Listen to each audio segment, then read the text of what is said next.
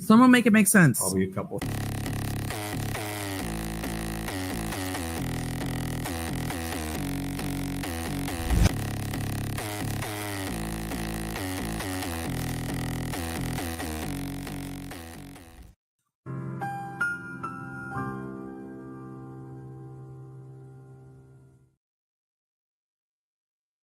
Hello, hello, hello. Y'all might be wondering, why do I sound weird?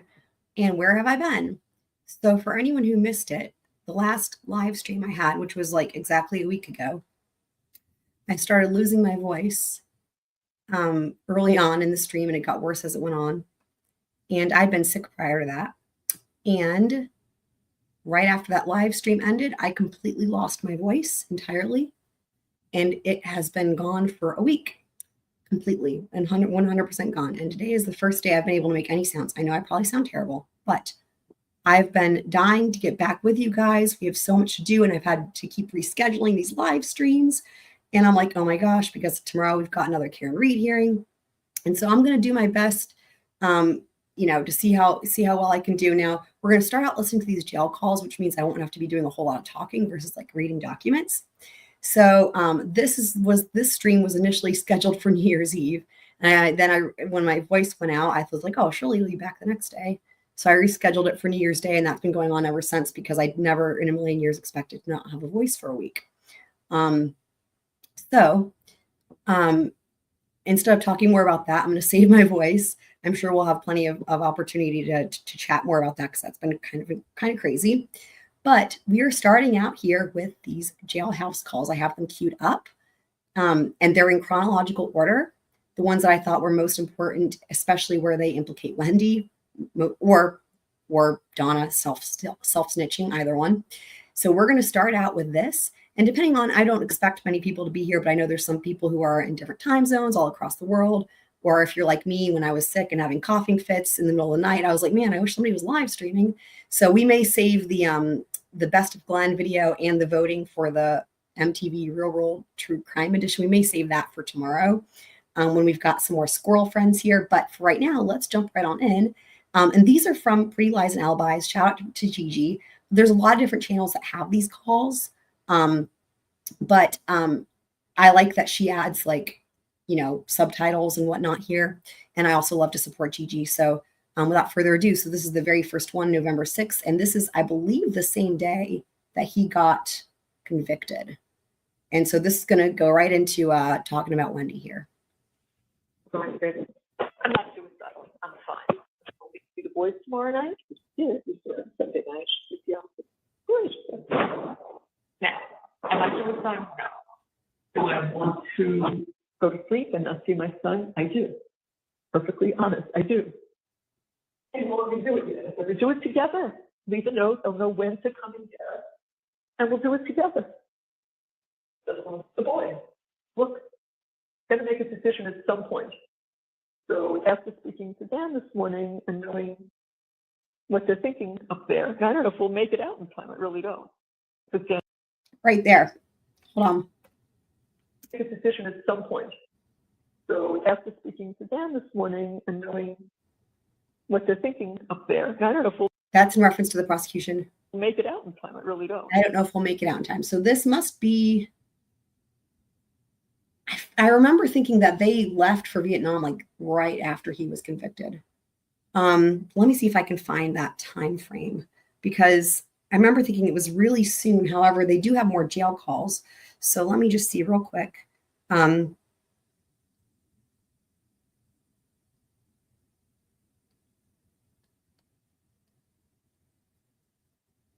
So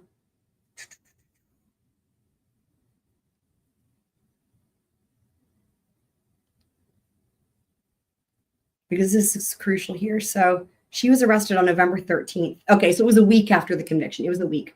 So that's why this is really interesting because she's, I don't know if we'll make it out in time. I really don't. That's in reference to fleeing to Vietnam.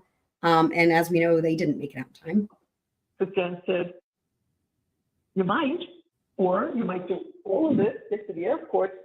Now that's another interesting thing. As we know, Dan Rashbaum is now in a whole lot of trouble, right? And there's been a lot of talk about this because this is interesting, right? This almost sounds like he potentially had knowledge. Now, we know that, like, there's no way that could be the case, right? Like, he can't possibly help them escape and all that. But listen to what she says here. I don't know if we'll make it out in time. I really don't. But Dan said, you might, or you Dan said you might. might do all of it, get to the airport, and they'll stop us. And that could happen. Which is, I mean, the irony there, right? The foreshadowing. But also, I have to wonder if there's going to be more trouble coming for Dan with this.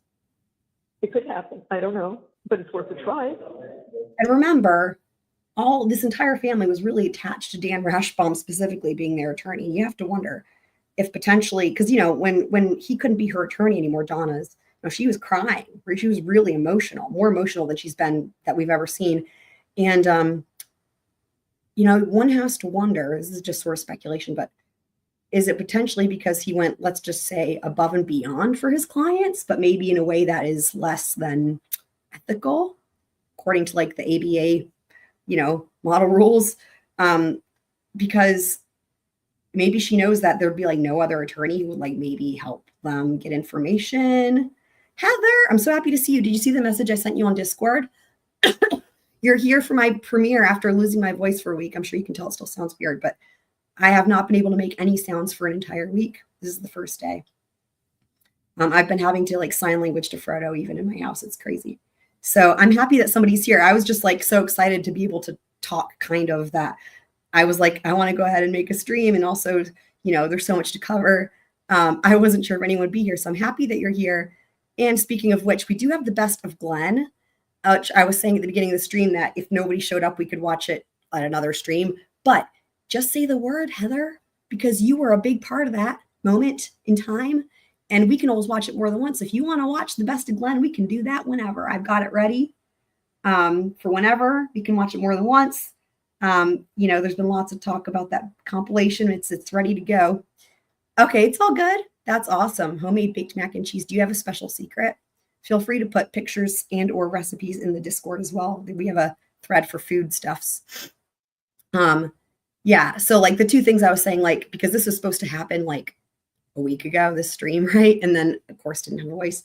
But two things that I was thinking like we could wait until more people are here is voting for the MTV reroll. Obviously we will want people for that, but best of Glenn, we can always do that more than once. So just let me know. But right now there's like a whole lot of self-snitching going on. And honestly, Dan Rashbaum is not looking too good as well right here. Possibly helping them leave the country with like knowledge that there's an impending possible arrest, which is kind of insane. I've tried and tried and tried. I don't know what I'm doing. I'm just. That's how I do. I don't know what I'm doing. And we have to look at stuff for Roman for the Harvey with that. What do you think? How does it want to be done? With stipulations as to who's in charge. And now here's where they start talking about Wendi. It's got to Bowman sells in a trust and get his name to Guardian.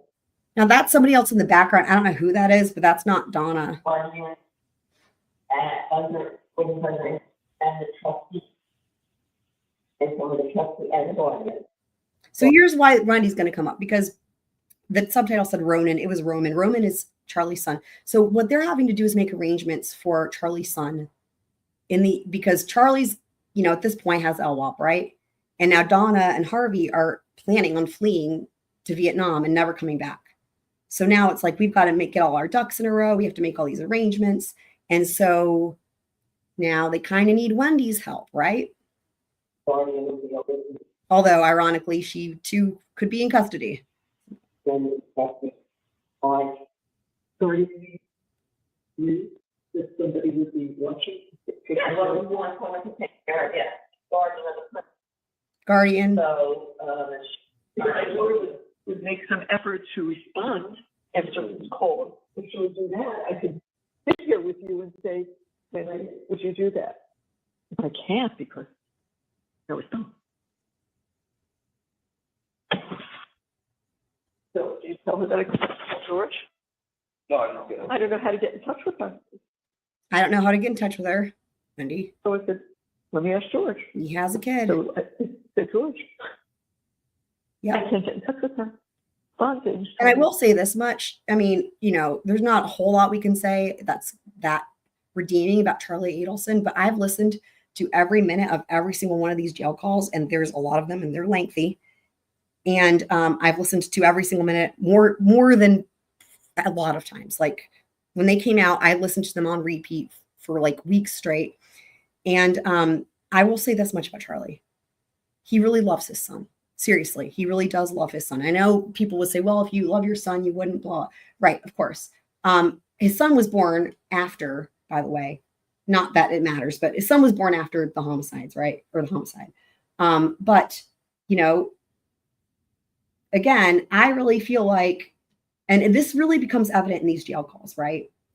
That Charlie's really getting the short end of the stick here, right? Because I really think these jail calls really changed my perspective, because this is where you start to really see how, like, well, you know, hopefully you guys have seen these or listened to them rather, at least somewhat, but that really he was manipulated the fuck out of by Wendi and Donna. And to that end, Harvey as well. Like those two women were running the family, and like the men were like, I mean, that's my interpretation of this, you know, and again, to quote like Jeff Lacoste, like horribly enmeshed, disgusting, whatever the words. I know he said enmeshed, right? But like disturbing family dynamic that they have going on. So, you know, and again, Charlie was just kind of doing their bidding, you know. He's definitely a mama's boy, because of course he had nothing, like we've talked about, he had nothing to gain, right? He had nothing to gain from this. But you'll hear him start to realize that in these calls if you haven't listened to him before. That's why I think it's interesting. My word is told her lawyer if it's about the case. And if Rebecca is not about the case, I have sure.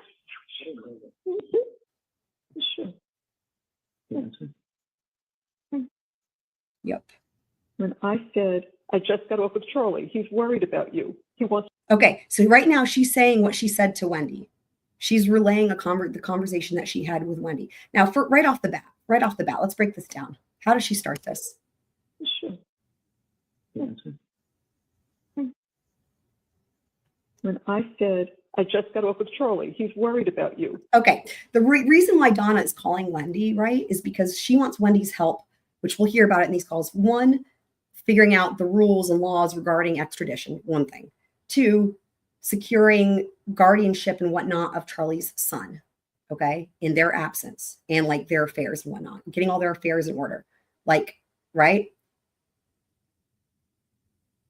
But what does Donna say to Wendi? And this is her relaying the conversation, but this to me tracks 100%. She says, look, I just got off the phone with Charlie. He's worried about you.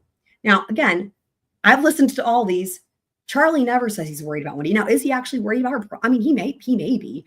But the thing is this. Donna is calling Wendi as if to be like, I'm calling on behalf of Charlie because Charlie's worried about you, making it emotional about, and like all of this is manipulation. She really wants something from Wendi, and whether Charlie's worried about her or not, he didn't voice that, and he didn't ask her to call on his behalf. Okay. He wants to know what, because I said, yeah, we know you never. His baby mama is, I'm blanking on her name right now. Janice, maybe. I think Janice. She's in some of these phone calls, or she's in a lot of these phone calls. But she's alive, and she's, that's a good question though. I mean, but you know what? It makes sense in a way, right? Because what do we know about this family, right? They want all the children to belong to them. And like, it doesn't surprise me at all to be like, well, we need to make sure that Wendi's their guardian or whatever the fuck, right? And not in custody of the other parent, right? Isn't that interesting, the possessiveness?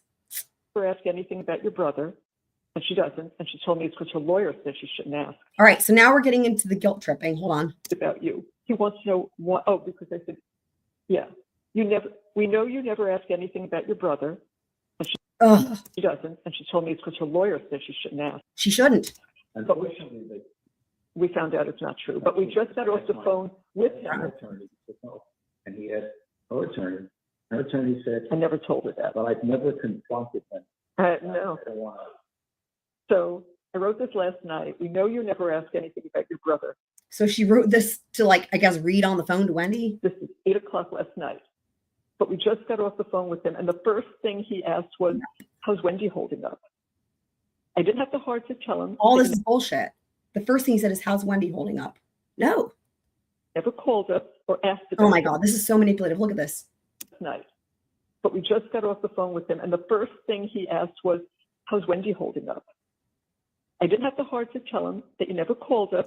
I mean, Charlie could call her. Charlie could call Wendi if he really wanted to, right? But instead you have it Donna because she wants to use this to her own benefit. Or asked about him. It's just gross. I just said we weren't up to phone calls right now. Everyone looks to protect you. Everyone looks to protect you, as in Wendi. I bet you've got a lot to think about. That's interesting, right? Is that like she owes them? Everyone's out to protect you. I mean, yeah, accurate. I bet you've got a lot to think about. I bet she does. But then she didn't answer. So then I got another call from Charlie last night, and I said, just got off the phone with Charlie. He's worried about you. Same thing He again. wants to know why we didn't speak. I told him a lie. I mean, right? I told him a lie. Said, we're only speaking with you and Dan right now. I couldn't bear to tell him the truth. Your sister never even called us, is the truth.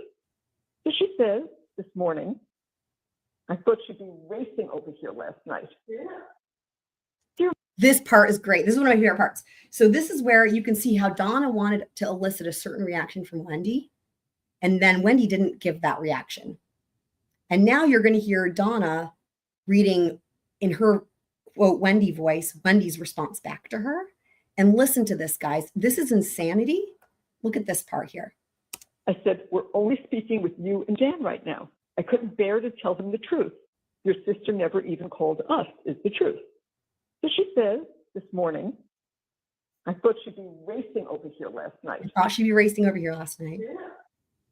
Dear Mom, Gross. I know you are upset by the verdict, but the anger directed at me is not justified. I don't know how much anger is. Really don't. I'm not responsible in any way for Charlie's situation. I am not guilty because I did not do anything wrong, and I was not involved in any way with Danny's death. When I was interviewed by the police and Now that's interesting. So, you know, Wendi, if nothing else, has maybe learned from her mistakes with her interview back in the day that we covered, and knows that all of this is going to be, you know, all this is subject to being brought up in a trial, or, you know, don't say anything apart from that. Like what we're seeing here, she probably had an attorney review this. But here, look at this. What's interesting. So remember, Gigi went through these. It looks like she hears somebody in the background say, yes, you were. Hold on. I don't know how much anger is. Really don't. I'm not responsible in any way for Charlie's situation. I am not guilty because I did not do anything wrong, and I was not involved in any way with Danny's death. When I was interviewed, Interesting that it says, yes, you were there. I'm not responsible in any way for Charlie's situation. I am not guilty because I did not do anything wrong, and I was not involved in any way with Danny's death. When I was interviewed by the I can't hear that, but, you know, I've also got lots of congestion and stuff. So. police and testified in court, I told the truth as I was required to do. I cannot control how the prosecutor used my statement to Charlie's trial. Again, I didn't say that. Also, as you know, my lawyer has advised me not to talk to my family or anyone else about this case. No, about the case, which is true. We've never done it. I followed his advice despite your disagreements with this guidance. Please do not text me about this case anymore. Not about the case, is it? Not what I said. About her brother, and that he wants. How are Look at her arguing with her own argument with Wendi between the two of them. Like, this is crazy. you, Wendi? How's my sister holding up? Mhm. Yeah. If you have anything further to say about the case, please go through our lawyers. Right now, I have to be singularly focused on taking care of the boys during this difficult time. So I wrote back, okay, we have no desire to speak with you about the case. I guess Dad and I are just shocked that you didn't think of coming to see us. Oh my God, I can't stand this bullshit, man. Sure, we won't talk about the case. I guess we were just shocked that you didn't even care about it. I mean, dude. You've been calling us. We are your parents. This is We disgusting. are and have always been there for you and the boys. None of what we wrote matters about the case. That's over. I just want you to know how many times Charlie is asking about I'm you. not bitter. Not only do you not ask about us, but not one Not question about bitter. Guess what? I kind of have my voice back for the first time in a week. I know I sound terrible, but like this is a miracle for me. I'm like so happy. a week of silence, couldn't even make a grunting sound until today. Today was my first grunting sounds, and now I'm like kind of talking, but like it should just be coming back from here, because like laryngitis is like an infection of the vocal cords. So like once your voice starts coming back, it means like it's, you know, it's going away. So I'm so happy to see you there, Black Witter. Excellent. I know you love these calls. We're on the first one. That's Charlie, right? We will need to give you some information shortly, and we need some business assistance. So the first matter of business is guilt tripping again. And then second matter of business is like, we need your help with business stuff. But see, when they say that, you know, Wendy's thinking, rightfully so, well, then it's got to pertain to the case in some way, shape, or form. Like, for example, absconding to Vietnam or trying to. Let's know if you can be of any help. I have a space here. I want to give her pose. We're going to be gone. I want her to have all this information. I agree with I have the cemetery property. I want her to see all that. I want her to have all these papers and the wills. I want her to see all this. So please let us know if you can be of any help. The other thing is the visa, which she would know about. No, I said here we go with the part about the leaving the country. We need some business assistance. Please let us know. Wait till we get to the we'll emails. try to find someone who can help us. This needs an immediate reply so I can start asking other people to help. And then she always gets nervous if we want to talk to her. So I wrote, don't get nervous. Again, nothing. I don't blame her. She always gets nervous if we want to talk to her. Yeah, I would too. Capital letters, nothing about the case. Just would like to show you some capital letters like you're screaming at her. Business stuff and personal things. If you can't do it, we must find someone who can. I hope you understand that it has nothing to do with the case. There is no more case. And then I wrote, by the way, you said you have to focus on the boys. Have you told them? So when I got George before, I said to him, I wonder if George is like Wendy's new boyfriend. Over there last night. I said, well, I asked Wendi, but I haven't got any word from her. So did she tell the boys? And he said, she did. Now, I know Ben was very close. He was writing to Charlie all the time. So I said, tell her. Right. Ben was very quiet. He didn't really talk much. He said, Lincoln kind of faced it and said, so he's never coming home. He's never coming back. And so he said it took him 10 minutes and he was into basketball. I said, fine. He's a child. That's okay. I don't want to see them miserable and upset. That's not my goal. I just want to know how are they. So that's what I said earlier to George, because it was technical stuff that I couldn't do on the computer. I think just because we were out of it. So, and he's a computer person. So I said, can you help me with some computer stuff that I can't. Dear God, look at that. And help me with some computer stuff. Can you help me buy this one-way ticket to Vietnam and now you're an accessory? Yeah, excellent. Get done. And he was on some business calls, so that he texted me just before I could be there, maybe 5:30. Would that be I great? know. I said yes, but if I can get stuff done, then it's no. I told Rick that the face of the passport We have the photos. We have to get them downloaded. And the other thing I don't understand, that my daughter could help me with, but we've been looking it up over and over. Here we go. Because things change. Here we go. If there is Here we go. Extradition. Extradition from Vietnam. Bam. Because we've looked at all the places. I mean, I could go to Korea and China, but there's no extradition. But we're looking for places where there's no extradition. Mother of God. And they know these calls are recorded. in 15 minutes. Who? Really? I mean, though, like this is worse than laundering the money in the washing machine. Maybe she knows about. Maybe she can look up the extradition issue before we. I mean, anyone can Google that, Donna. Waste our time. She's going to tell on you that my parents are. Again, it's just trying to find excuses to involve Wendi because Wendi doesn't want to be involved. Now, if Wendi wanted to be involved, they probably wouldn't care. But it's because Wendi doesn't want to be involved that Donna's trying to involve her. I'm telling you. My lawyer told us to do that. Okay, but if you mention it to Wendi, is Wendi going to tell somebody? Wendi going to tell? Jesus fucking, well, she doesn't have to because all this is recorded. Well, you tell her beforehand. Mother of I need God. to tell you something I know it's as so an attorney who doesn't talk and has nothing to do with the case. It just has to do with Mom and I and some decisions that we have to make. Yeah, I know you want to bring her up and show her where everything is. Problem is you've already just If the explained plane it. crash, no one's going to know where anything is or who Plane crash. belongs to what. So I would like her to come up here so she could see it. I don't think that's asking too much. She can live She's just trying to lure her in. 3 hours away. Every time she says, can you do this? Can you come here? Can you do this? Everything. How many times do we have plans that I really can't and have to cancel? Wendy needs us for this. Wendy needs us to babysit. Uh-oh. So we've been really good nannies, and I guess our job is Uh-oh. Now, this is interesting, right? Because now this is Donna for you, right? How much do we know she wanted those little boys? And now, because it suits her to talk shit about Wendi, she's complaining about watching the boy. Like, look at this. This is blows my mind. The only thing I didn't expect from Donna is her to complain about watching the kids. come up here so she could see it. I don't think that's asking too much. She can live 3 hours away. Every time she says, can you do this? Can you come here? Can you do this? Everything. How many times do we have plans that I really can't and have to cancel? Wendy needs us for this. Wendy needs us to babysit. The fuck?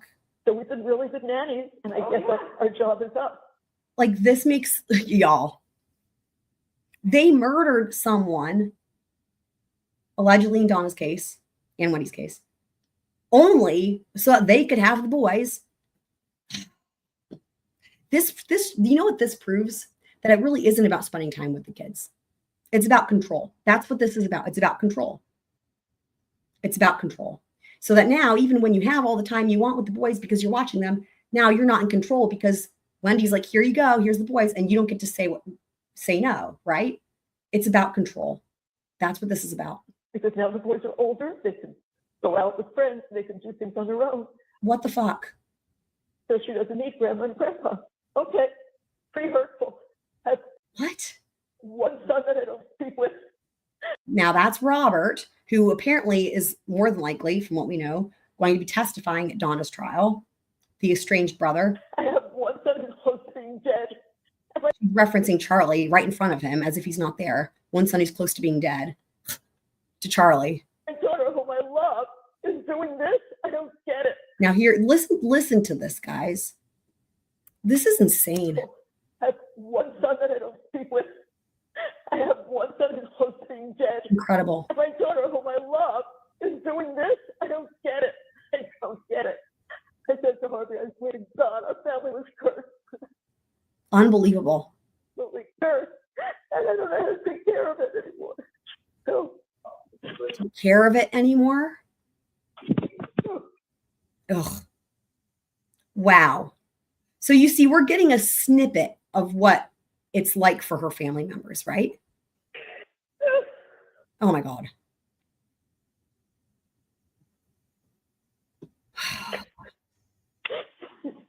I mean, and she's the one crying on the phone when Charlie's sitting there in solitary confinement with horrible conditions, has just been convicted. Like, this is the same day. The same day. And she's crying for herself.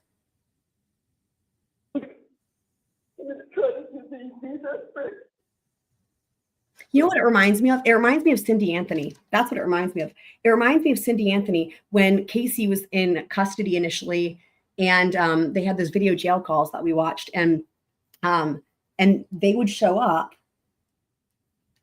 and Cindy would sit there and cry and cry and cry and cry and say, "You're so lucky. Life is better for you. It's so awful here on the outside." And her dad would tell her, "You're the boss. You're in charge of everything." And it was like the most gaslighting literally I've ever seen in my life. And the whole time she's having to stay chipper and smile because it's like, look at your mom. Your mom is falling apart. She's a mess. And she's like, and there's like, stay strong for your mom. And she's like, Mom, hang in there. I mean, it was so fucking backwards. This is not even as bad as that, but there's echoes of that, of like the day that he's been convicted. And now Donna's like the victim here. I know. Wow, right?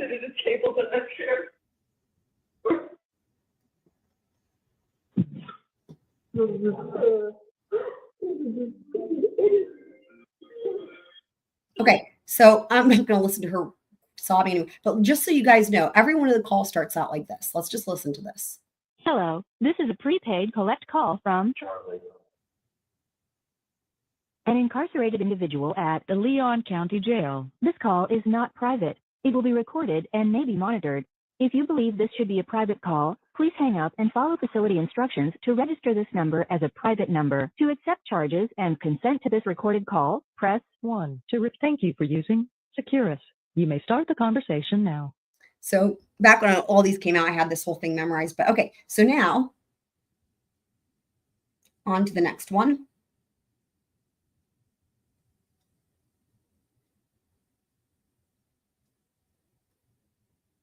And I have it queued up right in the right spot where they're going to start talking about Wendi. So this is the next day. These are all in chronological order. Some of these are on the same day because they talked for like 12 hours a day. Yes. So this is from the next day. This is from November 7th, 2023.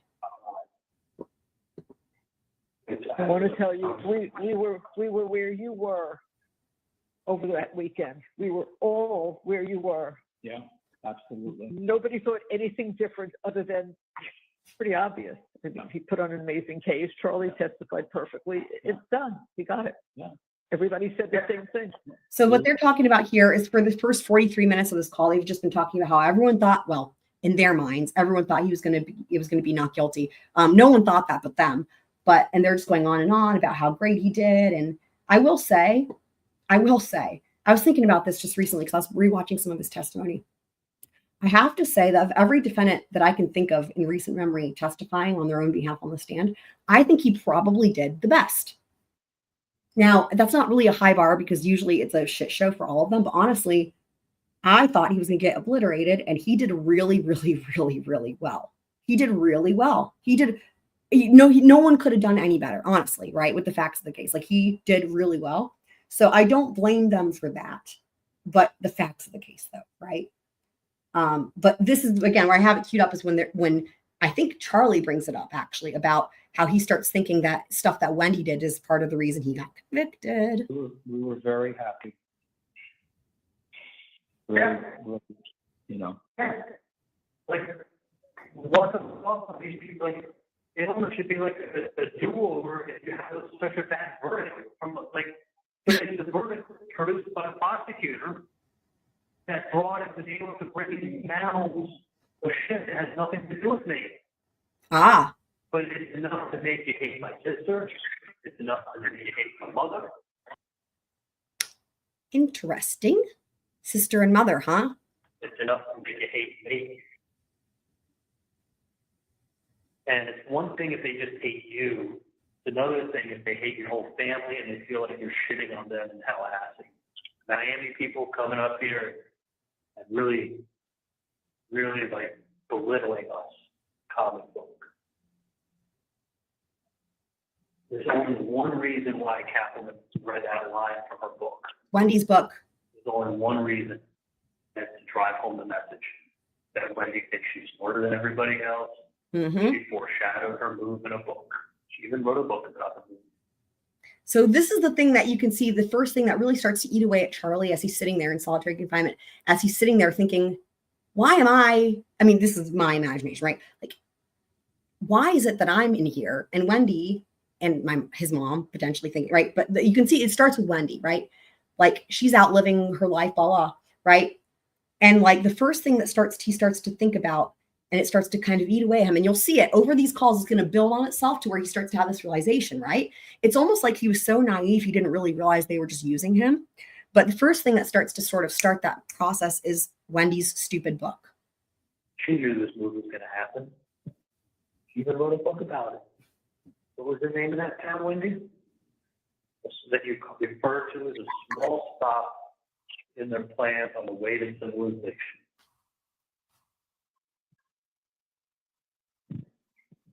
I mean, it is kind of crazy that she wrote a book and put that in there, don't you think? Now, I don't remember the name of the What? fictional town, but it was a really stupid name, of course.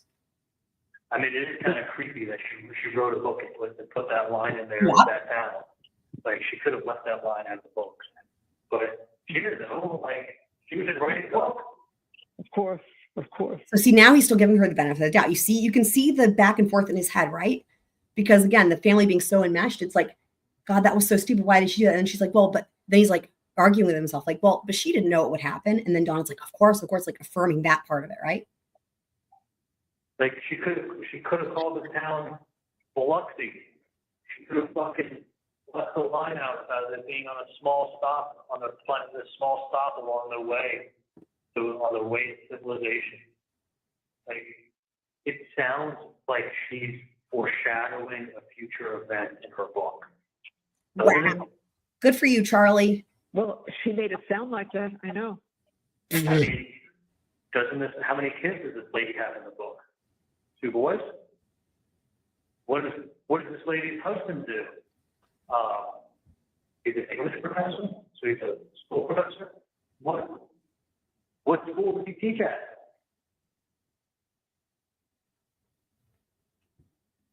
What school does he teach at in the book? I don't know. Do you know? Oh, come on, Donna. I don't know. Like, What school he taught at? I have no idea. What was that? In Wendy's book, I read it ages ago. So many years ago. I think it's North Florida State University. Oh man. She made it up. I don't know. She's questioning, like, so the husband's a professor at one school? He's at Florida State University. And how many boys does she have? 2 boys. And what's the name of that town? Sounds just like that. And what we say is that it's just a small stop on the way to civilization. Like that sounds, I mean, I'm just telling you, if someone read that line in a book and the author was Wendi, it sounds like she is foreshadowing her big move to Miami. Mm-hmm. Right before she buys a bottle of bullet bourbon. Bullet bourbon, he said. Like, and then It wasn't in the subtitles. He says right before she buys her bottle of bullet bourbon. you drive and then did you like the Catwoman goes, she couldn't help herself. She had to drive out her crime scene to make sure it was done. Oh my God. Yeah. Like, Donna says, yeah. What the fuck, Donna? that's the only liquor store she's ever been to in Tallahassee, bought something. So she went home with it. She always could. But you know what it looks like? Oh, It looks like, well, let me tell you something. That right there is 1 in a million. Yes, sir, Charlie. He goes on that date at that time by the Look at street this. on the Good house. for you. And then they say that she wanted to make sure the job was done. right. I mean, those things like that. Listen, you can't dispute that she didn't take that route. Wow. Right? She took the route. She did. But she was there, Wow. and she did a 3-4 turn. That's right. So when you're sitting and you're evaluating the case, It wasn't where they said. right? She's like, it wasn't where they said, oh, for fuck's sake. I'm just saying, like, I Not guess the point. people, who knows? But I'm just saying, one said 2 or 3, one said 4 or 5. Uh-huh. The point is, the fact that she put her fucking car there on that Yep. time at that date, on the way out of her way, Yep. is enough for people to go, whoa, she must have known something was Yep. going on. There's no way she shows up there on that date, on that time, without having prior knowledge. Couldn't agree more. She's involved. The same nonsense about the bullet bourbon. Yeah. Yeah, well, the bullet bourbon got squashed because they had the email. Yeah. That They was, had the invitation. Yeah. yeah, they had the invitation that was sent for 2 people getting married for a stop the bar party to show that, to request a bottle of liquor. Now, having said that, I don't think that it requests bullet bourbon, but I do appreciate what Charlie is saying. Is he's saying even if you were to give them that, which I don't know that you really can, even if you were to take that out of the equation, the rest of it, it's too many coincidences, right? A specific one. Yeah, which is crazy. Like, It is crazy. that's It's crazy. Which is crazy. I mean, it's crazy. She's going to buy a bottle of bullet bourbon to celebrate that night. Like, if she didn't have that email, there's no explaining it. She doesn't drink alcohol. There's 5,000 bottles in the store. We know that's not true, according to what we heard from the Jeff Lacasse interview and what Dan had said. The She divorce. passes by the crime scene, and she goes and buys a bottle of bullet bourbon to celebrate that night. Insane. There's I know. There's no, I mean, the if I chances heard are so ridiculous. listen, calling my parents' home line, that's not crazy. But driving by the scene, out of her Mhm. way, and going by a bottle full of bourbon, I would have to say, like, I know. if it smells like shit, it is shit. Wow. No, she really was going by a bottle of liquor. She really wasn't, because, and that's the only liquor store she ever been to. But she said, listen, she couldn't help herself. She had to go check it out to make sure it was done. Yep. Okay, that sounds really good. It makes her sound like she's a part of it. Now, I don't know, it might be this call, but it might be a different call. But there's one call where Charlie literally is looking at all this information and he says to himself, look, this is what blows my mind. He says, you know what? If I was sitting on this jury, I would have voted guilty as well. Like he says that. He literally says that. But because of what this chip that pertains to Wendi is. If she's a part of it, then I must be a part of it. Maybe it's this one. So, which story do you think makes more sense? Mhm. I mean, what is the fucking chances of God's green earth that she Well, I'm just goes going to correct these subtitles here. He said, what is the fucking chances on God's green earth? out of her way and drives by that tree And he doesn't even believe it. He doesn't even believe it. on that side, on that It's day? insane. It's crazy. It's crazy. It is. I mean, you can't even believe it. You know what? He's not even gotten to the part where she fucking goes into that interview room and throws him under the bus. But yeah, he's not even gotten to that yet. I hate to say it, but it's almost like it's things like that Yeah. that can make somebody shut out everything else. He's absolutely right. Honestly, it's too bad he's incarcerated. Really, you can see he understands the viewpoint of the jury, right? Like he is speaking, like I guarantee you the jury's thinking exactly what he's saying. All the other things that you're saying, Yep. and you go, look, on this date, Circumstantial evidence. on this time, she leaves her house.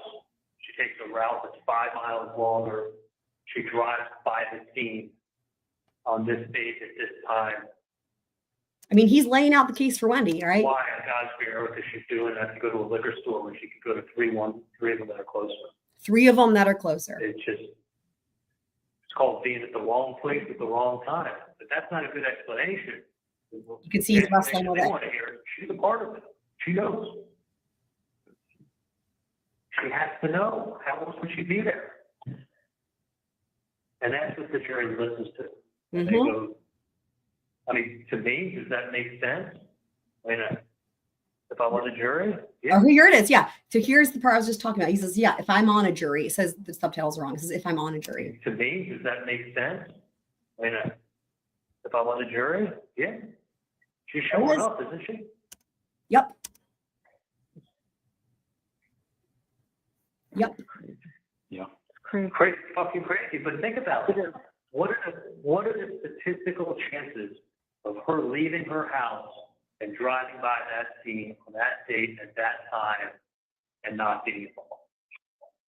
Yeah, I mean, it's insane. It is. It's absolutely crazy. It's funny. That's literally all Donna is saying over and over again, that one response. Like she's not even going there in her mind as to like, yeah, you're like, that makes sense, blah, blah. Like, listen to how he's genuinely thinking it through, right? Like if I were on a jury, blah, blah.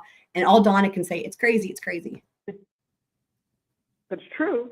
It's what happened. Yeah, but It's what happened. But I'm asking, what are the chances that her husband was murdered? Right. She's leaving her house and driving by the crime scene, but has no knowledge of anything going on. They made a big deal like, well, why didn't she call daycare? Look at this. Hang on. Look at how Donna doesn't answer the question. Hold on. He's asking her a direct question. It's what happened. But I'm asking, what I'm asking, what are the are chances the chances that her husband was just that her husband was just murdered? murdered? She's leaving her house and driving by the crime She's leaving her house, driving by the crime scene, scene, but has no knowledge of anything going on. and has no knowledge of anything going on. He's asking her a direct question. What are the chances of that? They made a big deal like, well, why didn't she call Disgusting. Disgusting. daycare? Why would she call daycare? She got a tree fell. That's exactly because it used to happen all the time. Yeah. Because they have those summer storms and the trees Well, fall. you can see how Donna's weaseling him back into like just changing the subject really about the tree falling, but not answering his Like question. she just was like, like, didn't think anything of it. Thought a tree fell and they were quartering off and then cutting the tree and opening up the road when it's over. But, what are the, I mean, like if I was sitting at the bar and somebody was telling me this story, Here. that's one part of the story I have a really hard time getting over. This is so good. I love this. And he's being honest, right? Like, this is very candid. Listen to The this. tree fell and they were cornering off and then cutting the tree and opening up the road when it's over. But, what are the, I mean, like, if I was sitting at the bar and somebody was telling me this story, that's one part of the story I have a really hard time getting over, is what is she doing there on that date at that time, leaving her house to go out that she doesn't need to go and go to turn on this street. Yeah, it's a coincidence, you know? Donna's not even like, look at this.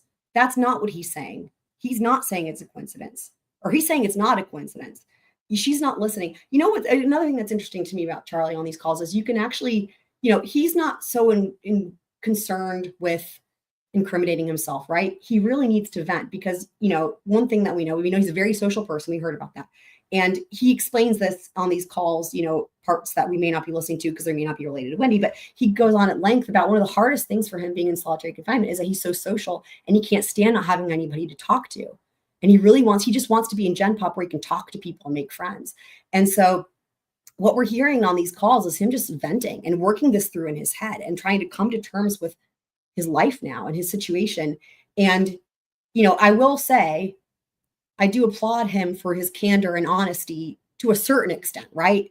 Like, to a certain extent, obviously he's not admitting his involvement, but things are starting to sink in a little bit. And for someone who's never really gone there, as if you can say it like that, in terms of seeing that maybe your family betrayed the fuck out of you, even just recently, as with the attorney stuff, right? His mom betrayed the fuck out of him with Dan Rashbaum. And so he had to do the right thing, and I'm glad he did. And he had to say, hey, no, I'm not waiving this, right? Good for him. Good for him. That was the first time that I can see in this case that he's really stood up for himself, And again, that right there is another little nod that maybe with all this time that's been going by now, there hasn't been jail calls because, she got fucking arrested. But with all this time that's been going by, are things starting to sink in? And he's like, I have to wonder too. And I've been thinking about this, right? Because again, his attorney for this first trial, Dan Rashbaum, we know now did not have his best interest, at heart, and really could have had Donna's best interest, right, at heart. And so I wonder, because we know Michael Offerman is one of the greatest appellate attorneys, like in the state, if not beyond. You have to wonder if what is going on is now that he's got an attorney who actually has his best interests, is he now seeing, oh, this is what this is like? Is he now seeing, beyond what we've been seeing so far come out, is he realizing there's a lot of other issues that happened because no one had his best interest? And that's what you need anyway, no matter what. If you're a criminal defendant, that's what you need anyway. But like in this case where you've got, it's not just this trial, because he's got a lifetime, in my opinion, of being likely manipulated by these two women. And at the very least, in the most important matter of his life, which is this homicide, right? And like thinking that they have his best interest in mind. And then he thinks Dan Rashbaum has his best interest. And then what if nobody did, right? And you just have to wonder. And I just feel like that was a big deal for him to say, no, I didn't waive this, right? When he didn't waive it. And that's his right. Like he, and then Donna cries and all that. But like, dude, it's just, that's why I was really hoping that they would go ahead and issue a new trial, because I really think the outcome of that could have been potentially something else happening, as I've talked about, right? So maybe where we get Wendi thrown under the bus, rightfully so. And unfortunately, because of the problem of the timing, where they would have to relinquish jurisdiction, for anyone who hasn't heard, this just recently came out, but it wasn't necessarily that it was denied, because it wasn't like they had missed the timing for to appeal on that issue, right? So because of that, the jurisdiction had already moved on. And so the only way to you guys remember, like with Murdoch, for example, right? There's that clock, and they had to pause the other clock, but it wasn't too late, and then they could pause. Similarly to that, right? So in this case, the jurisdiction was problematic. So what their filing was, it was like a motion to like relinquish jurisdiction, which would be relinquishing it back to the trial court, so that then they could file subsequent motions regarding, I guess it would have been like, conflict of interest, right? Really, in my mind, it's an ineffective assistance of counsel is what it boils down to. But the problem is because it was too late. So, but having said that, it's going to stay in that appellate, so it'll take longer, but but I do still think the outcome, I don't see any way around it. The outcome will be a new trial, but it'll take longer. The problem, the reason why it's disappointing for me is because of that. Likely Donna's trial will be over. And if Wendi is charged and, like if it's years and years down the line, it might be too late to like, now having said that, if they have enough for Wendi anyway, great. But I still feel like it would feel right to me if he got some sort of, maybe, in Florida, life is life, right? So it's not like you can have LWOP or not LWOP, but they would, if it would feel right to me in a way if he could get some sort of reduced sentence, right, for trading Wendi in. Just, but that's just me. Shout out to Jennifer Ray. If you're new here, welcome. I don't feel like I've seen you before, but welcome if you're new. Love to have you here as part of the Squirrel crew. Yeah. I mean, his testimony, though, he did so well. Like I was saying earlier on the stand, I mean, he knew those details inside and out. And honestly, I don't think he said things that were nearly as incriminating as most defendants do on the stand. But right. I mean, that's the thing. New here. Well, welcome. Dude, please join the Squirrel crew. If you feel so inclined, you can join the Discord. It's free. It's fun. It's awesome. We love to have you here. We do lots of squirrel things. By the way, my voice doesn't usually sound like this. I've had laryngitis for a week. And by laryngitis, I mean not been able to make a single sound. And I'm normally not just talking all the time, but singing all the time. And this is the first day that I've had any semblance of a voice back. So what you're hearing is not how I normally sound, but I'm glad you're here. I'm doing my best to talk, even though this is not normal for me. And maybe he will, maybe the thing is that like, even if he doesn't get cut a deal, maybe he will anyway, that would be okay with me as well, but I still feel like, God damn, if he didn't get played like I hate that expression, played like a fiddle, but played like a tambourine. I don't know. What else can you say? Played just in general. By these two women. It is so funny because like Harvey's going to be the only one left. You know what I mean? Jennifer, where are you joining us from? If you feel like letting us know, because Black Witter is tuning in from Washington, D.C. Heather's joining us from Cleveland, Ohio. So we have squirrels all over the world, as we say. I'm in North Carolina. But people don't like to hear the coincidence when it's one in a million.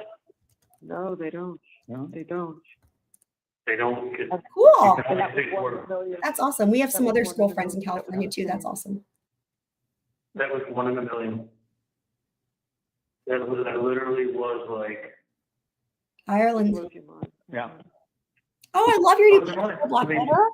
Sorry, can we all just appreciate Black Witter's beautiful new picture? I love it. She keeps us on our toes by changing her picture up like on the regs. And this might be one of my favorite ones, Black Witter. The bubbles look kind of like lights, like Christmas lights or something. That's really cool. Beautiful. What else do you have to say? Like, if I was on that jury and you start hearing, well, okay, that was a coincidence. Okay, and then the TV repairman. There you go, the TV. TV joke. The mom saying this TV is about 5. Lots of TV talk. It's just a coincidence. I wish you picked another object on planet Earth. Other than the TV set to say it costs they wanted $5,000. We should just said they wanted $5,000. My response was they wanted $5,000. I mean, by the way, you didn't bring up TV until the 3rd call. If TV was a really important code word, what did you have said in call 1? What did you have said in call 2? You don't mention. Isn't this also funny though? The overlaps here with Shannon Gardner and Mario Fernandez Saldana are insane. Down to the like code words where something mundane becomes a code word. Call 3. That's what they don't get. Yeah. But when you put TV, three things surrounding that same TV, or outside of the TV. He's doing the same thing here with the TV. He's doing the same thing. What he's doing is he's saying, I see exactly how the jury voted guilty. Like literally. He's like, but when you add these all things up together, right? He's literally laying out why he got convicted. What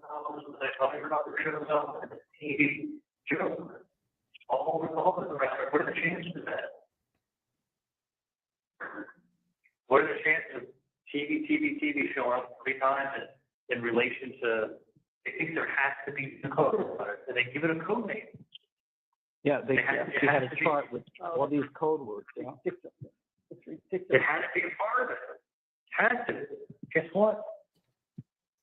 Had nothing to fucking do with it. Nothing.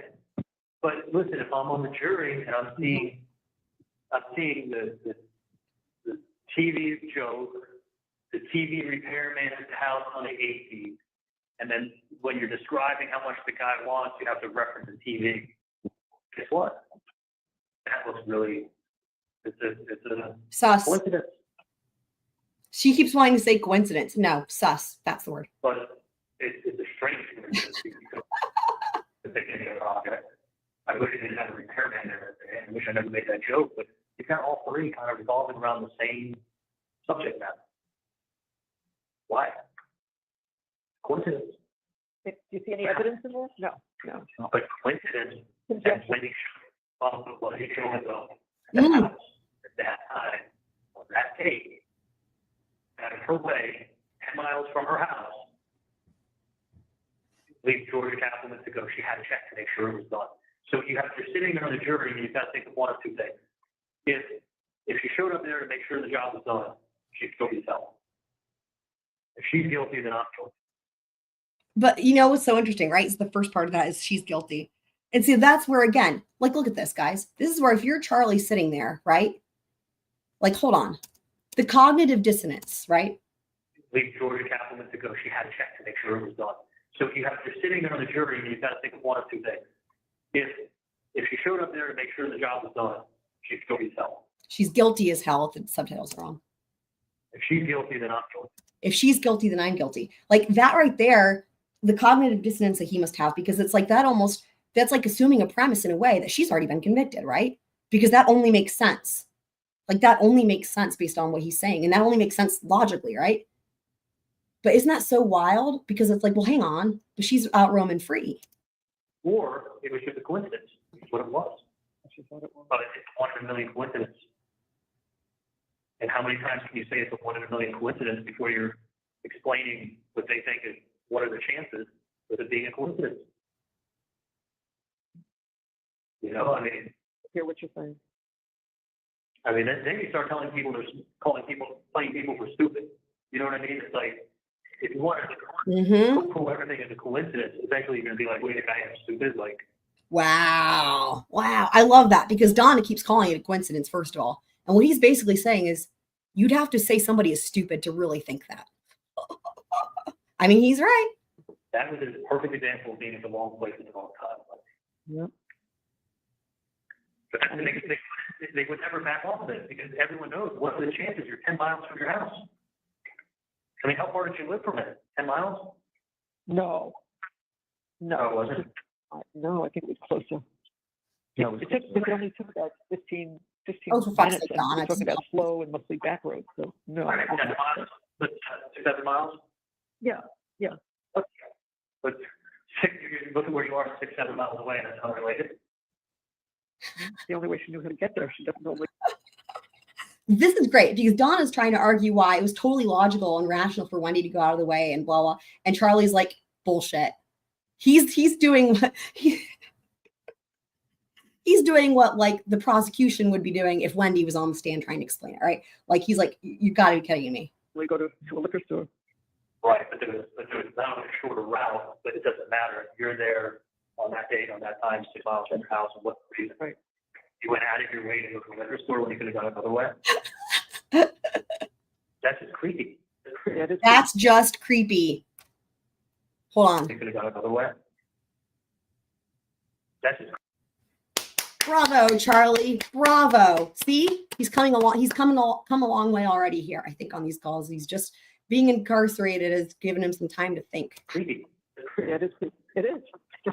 But it's just a coincidence. I know. Oh, I know. Coincidence. You know, and then what she wrote in the book, back to the book. that's just a coincidence. I think he's being sarcastic. So it's like the TV is a coincidence, showing up there's a coincidence. He's like, do you think I'm How many stupid? years ago did you write the book?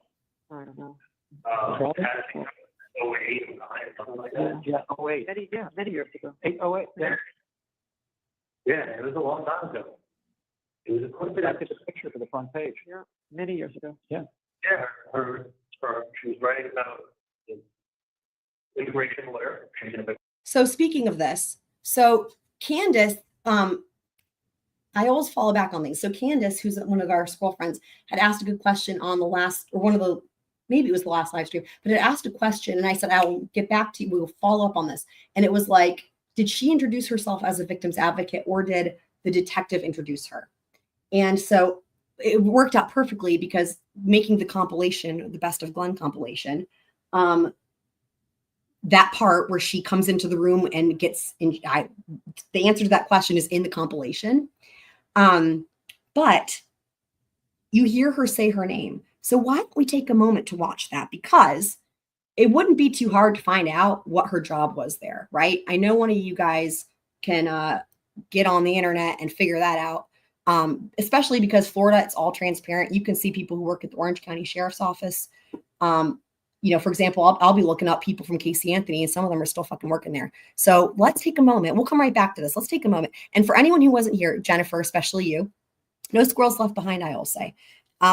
So Glenn was our troll that we had from when we were watching Wendy's interrogation. And we tolerated Glenn for like 3 hours and 40 minutes. And we were really kind to Glenn. And Glenn is now like a legend. And so I made a compilation video to be funny called The Best of Glenn. Also, he says he's writing a book about Wendi. It's really fucking funny. I think you'll love it. Yeah. So now we have all these jokes about Glenn. So speaking of which, in celebration of this, hold on, let me just pull up the video. We will do our special swoop like they do in LawTube here. So we're going to do our special swoop, which is our Wendi and Glenn swoop. Hold on, let me find that. Here we go. I have that start. All right. And now for the premiere, we'll probably watch this again another time, like maybe tomorrow or whenever. But all right, for the world premiere, Best of Glenn compilation. You guys ready? Hashtag free Glenn 2025. Hi, Glenn. Welcome. Oh, let me just point out. So I have this view so that you guys can see the chat. Now, remember, because we blocked Glenn, his comments aren't showing up in the chat, but he was commenting like all the time. But you can tell from the context, that's why I included it, of what other people are saying to him. And also, I pull a lot of his comments on the screen. So that's why I included the chat, because what y'all in the chat said was fucking hilarious as well.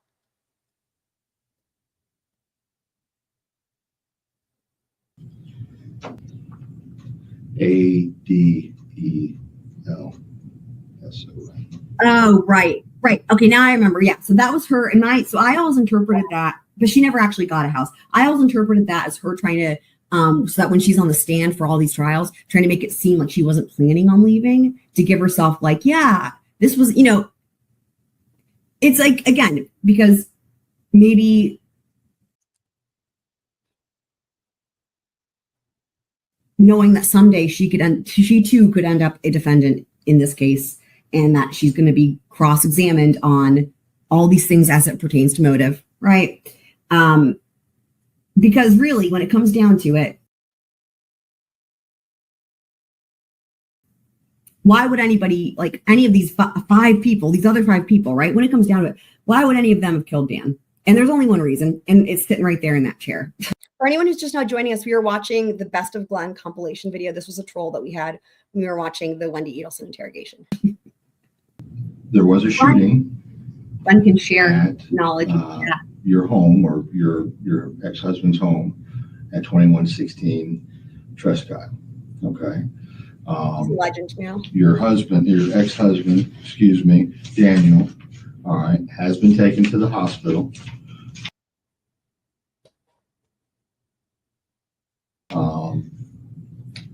He's not going to survive. Oh my God. Okay. Ew. I'm sorry. Gross. Ugh. I know that's true this morning. Ugh. What's not true? Are you saying it's not true that that most adults would not think that just because you talked to someone they couldn't be dead afterwards? Or I'm not sure. I mean, it would be more help, like if you want to provide. There it is, guys. There it is, his famous quote. He would just say that over and over again. But if you think there's something else that's more correct, that would maybe be more helpful. If you want to provide that, that would be good. It's like I'm saying because I don't know what you're even referencing, so I don't really know how to address if there's something that you think is incorrect. They were told from just yesterday, they were told from Dave Ehrenberg that the time is running out.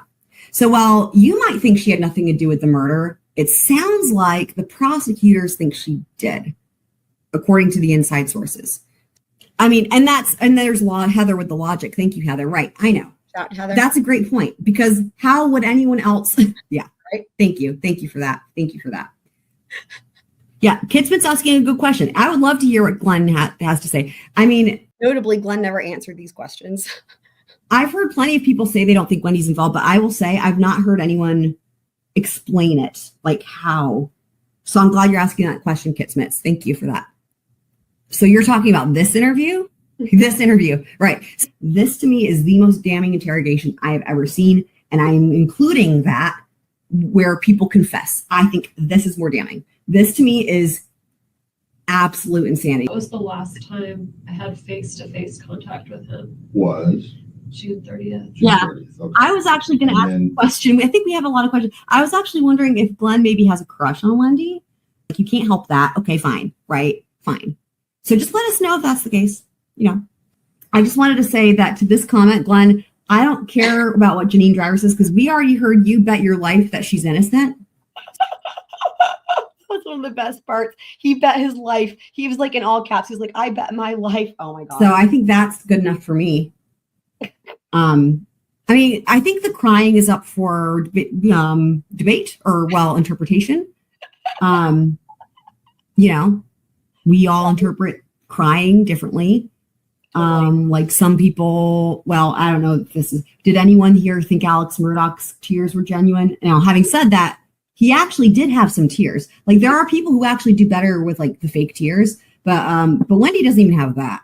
She just has crying sounds. So, here's what I would say. Dan Rashbaum proves that you should not try to represent everybody in the family at the same time and therefore fucking all of the cases. That's what he proves. Don't do that, because that's bad. I'm starting to wonder if Glenn is actually secretly Wendi, because people have done this before. There's been people that speculated that Wendy's been making made a YouTube account and she pops into chat. Are you Wendy? Sarah Latour? Hi, Sarah. Victim advocate. Okay, here's the part with the victim advocate. So let me back that up just a second. So as you guys can see, he introduces her that way. Are you Wendy? Sarah Latour? Sarah Latour? Let me back it up one more time. And she pops into chat. Are you Wendy? Sarah Latour?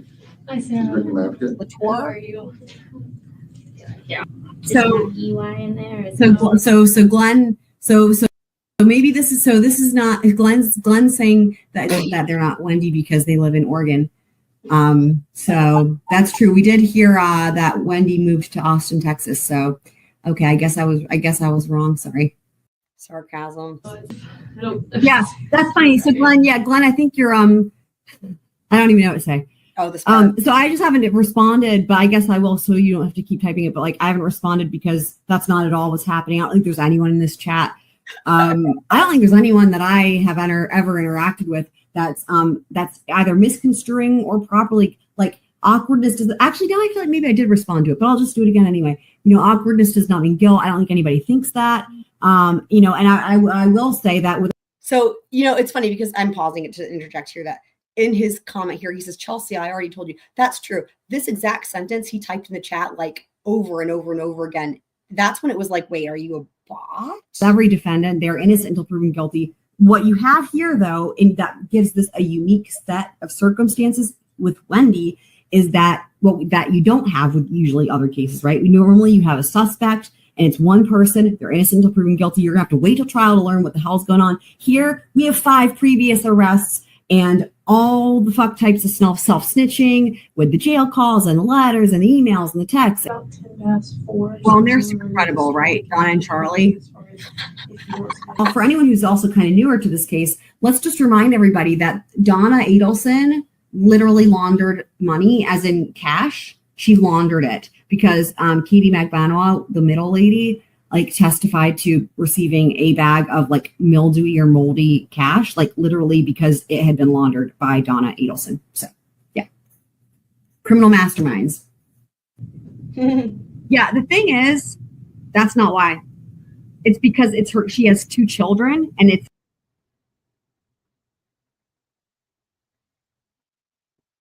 their children's dad. The victim advocate is helping her get her kids picked up from school. That's what they're doing. So this is the whole part where Glenn kept saying that. I can't even figure it out still. But something like he was trying to say that because there was the victim's advocate, it meant that she didn't do it because it means that they thought she was a victim. I don't know. It was very convoluted, by the way. They're coordinating having someone come and pick up the kids from school. Yep. Yep.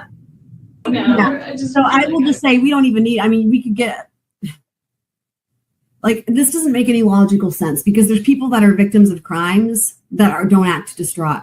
And there's people that act distraught that aren't victims of crimes. Like, you can't, this is kind of along the same lines of judging someone for being awkward. It's completely irrelevant. Oh, Glenn. Oh, Glenn. I will say, for anyone who hasn't met Fender, Fender is awesome. She's a member of the Squirrel Crew, lives in India. So the reason I was mentioning this is because there was a point in the conversation, well, in the chat, where Glenn was trying to say, you need a psychologist on here. A psychologist will say she's innocent or something crazy like that. And she is a psychologist who's been published in, what is it called? It's like the big psychology, like Psychology Today or whatever, the psychology peer review magazine. And she's the shit. But Glenn, I feel like you might not, I think you might regret having a conversation,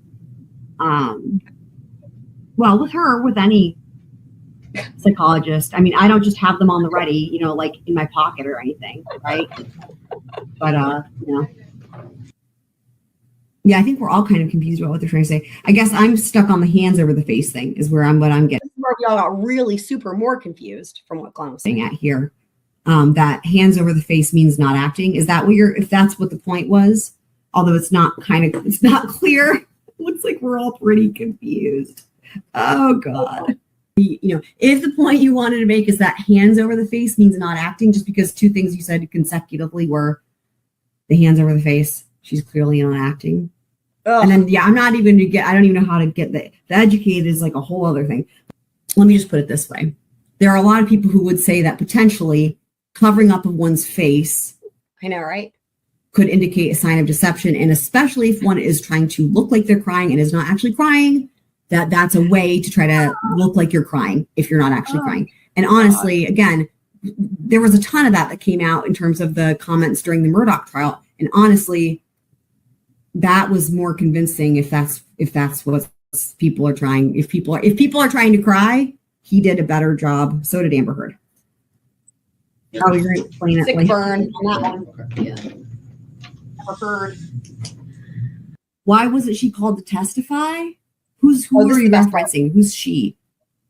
This is the best part. My genuine confusion. I don't know who you mean. She. Oh my God. Oh, that's what you're saying. What? Okay, sorry. I can't even. I'm just going to try to process this question. So you're saying that they would have brought the victim advocate in to testify that she's faking. Wow.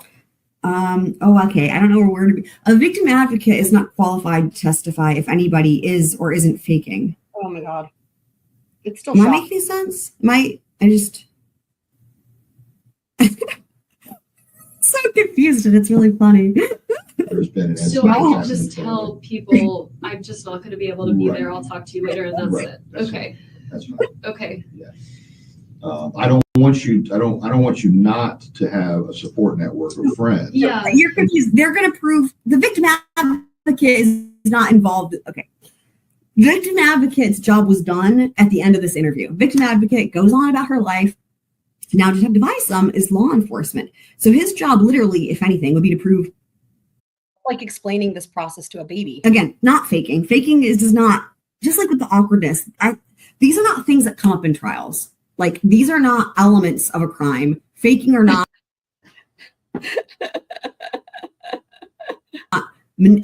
Awkwardness or not, distraught or not, that's not in trials. That's not elements of a crime. And Well, I will and- tell who needs to know, but like, Right. I also, I don't, You want to I explain don't- this to 1,000 people. well, it's not about, it's yes, but I don't think that's good for the kids. Like, I don't want people, I don't know what Yeah. to do about, Right, like, right. the kids are really young. I don't know what to do in terms of. It wouldn't even get it wouldn't be allowed. There's no relevance. There's not I no offense to the victim advocate, but the first test for evidence at a trial is it relevant? There's nothing relevant. She just provided a service in terms of helping get the kids. There no offense to her, like her job is relevant at the time, but testimony at a trial, no, not relevant.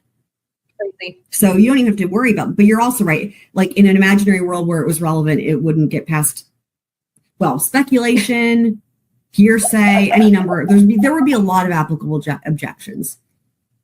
In Glenn's imaginary world.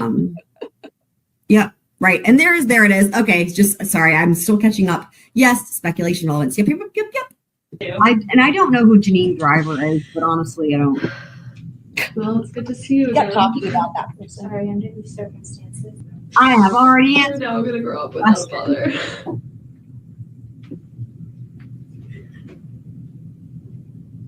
That question. I have no idea who would do this, and I feel think we're like getting they're close out there. I think the end is near. And if they're capable of this, like, what's to keep them Great from point. going after Great the point. kids? Like, if they hate Danny, then why wouldn't they hate his children? Oh my god, I can't believe you said that again. You never really got depressed. Wait. You never really you're like, Now I'm wondering if you're not even a real human. I can't believe because we've actually, are you a real human? Glenn's letting us know he's writing a book about Wendi. Oh, that's good. Okay, so Glenn, this is the end. I don't know why politics are being brought up at all. I'm really confused. I don't understand, but it's not a part of this case. It's not, I mean, honestly, it's really not even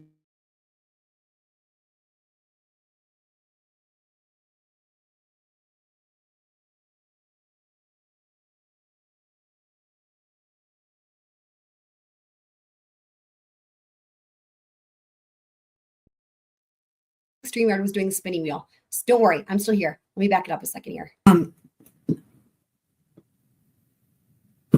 I'm not a Republican. It doesn't matter. That was the end when Glenn got political. But I'm not a Republican, okay? Yeah, I mean, I think that it might be time. This is just getting uncomfortable. Sorry. Bye-bye. All right, guys. I'm really patient. You know, it's so funny because people always ask about trolls. Well, I think we're done. I tried, and I just need to say something. I really appreciate y'all being patient. You know, I think we were trying to give them the benefit of the doubt. Yep. So we gave them the benefit of the doubt for like over 3 hours, like 3 hours and 40 minutes or something. And it was when all the political comments started coming in. That was it for Glenn. So that's Glenn, the legend of Glenn. Let me just pull up this so we can see the funny. Oh wait, where'd it go? Hold on. Free Glenn 2025. So anyway, so that's Glenn. That was our troll. So yes. So were you able, Heather, were you able to find anything on Sarah Latour? You know, you'd be looking for, actually it wouldn't be Orange County Sheriff's Office. You'd be looking for Leon County. I'm sure you figured that out though, but you'd be looking for Leon. I just said Orange County because I'm always thinking Orange County. But you'd be looking for Leon County. But I'm sure if anyone could find her, you could. Okay, but now back to the phone calls. The lady's got 2 boys. She's got 2 boys. The lady's husband, school professor. Her husband was a school professor. So again, he's just going through the different similarities between Wendy's book and real life. She was stuck in some town in the middle of nowhere on the way to civilization. Legendary. Beautiful. Love it. That's a slap in the face for a town that sounds just like you're describing you and your family, and a town that sounds just like Tallahassee, and now you're going to say that's a coincidence? And you were happy in that getting stuff someplace on the way to civilization? Like you start, I think it's the other side, and you start rolling that together, and you got to start explaining what the coincidence is, and it sounds like she's writing about herself. No kidding. But there's also a North Florida State Yeah. University. No, it was a school That's shooting. the best part. Harvey, finally. We don't hear anything from Harvey. Harvey, listen to this. Well, with coincidences and it sounds like she's writing about herself. But there's also a North Florida State Yeah. University. No, it was a school she made up the name. Yeah, but I'm saying there is a North Florida.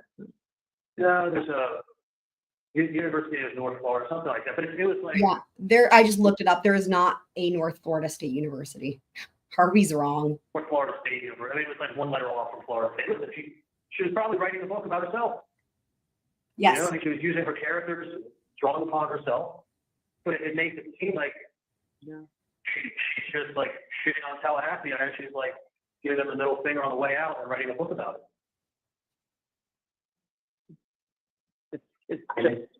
I know. I'm listening to what you're saying, and it's just That was coincidence after coincidence after coincidence. That's all it was.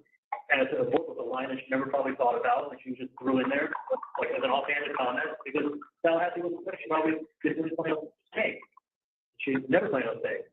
But like she's grown accustomed to it and was fine with staying. But like the way it sounds in the book is like she got stuck someplace on the way to civilization. The way it sounds when you're showing up at the crime scene, going out of your way, when you live 6-7 miles away, hard to explain. TV sets getting repaired on that day, the same TV set that I bought her as a joke, the same TV set you referenced when the Lion King guy wanted to extort me for money. You need a reference to TV set, like 3 TV sets in a row, all the same topic. Come on. Okay, so he's kind of repeating himself. I'm going to go forward a little bit. Because this is all I can hear you now. We're back to the bullet bourbon.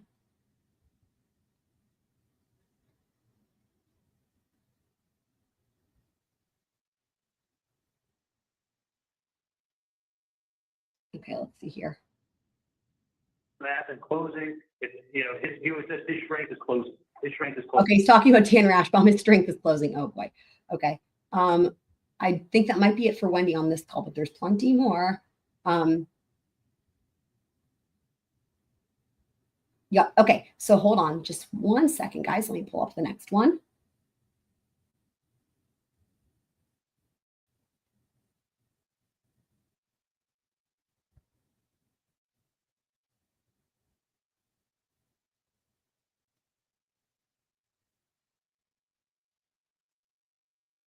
Okay, that's talking about June.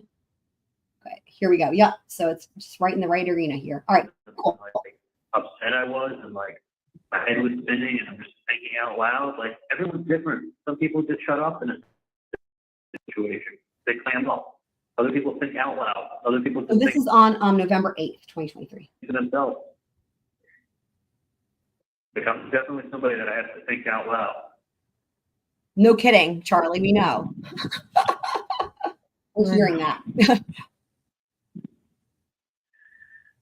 You say it over and over and over again. No evidence. How do you do that? No evidence. How do you do that? That's all I'm hearing from people. No evidence. That's all you're hearing from people. What people are you talking to? Do that. Oh. Like, no evidence. But, oh no, we have he said on the tape, and I'm involved. Yeah, but I'm not involved. That's what I meant. And I was It saying, sounds like he's going to go through the evidence. and I'm involved, but I'm not involved. Like, I'm not involved in a murder. That's just what. But then you cut the sentence short, and you're like, oh, he says I'm involved. I say I'm involved, but I'm not involved. Like, it don't matter. Like, we got emails, we got Wendy's book. Here's the book We again. talked Wendy out of buying a house for 5 different reasons, not one reason. I mean, I could see if I said, hey, Wendy, here's one big reason not to Here buy we a house. go. I said for 5 different reasons. Like, I would have given I mean, the you same advice. you take snippets. You take snippets that are out of context, that don't mean anything, and you think that's yeah. Well, That speaks to motive. Like, I guess you could say anything speaks to motive.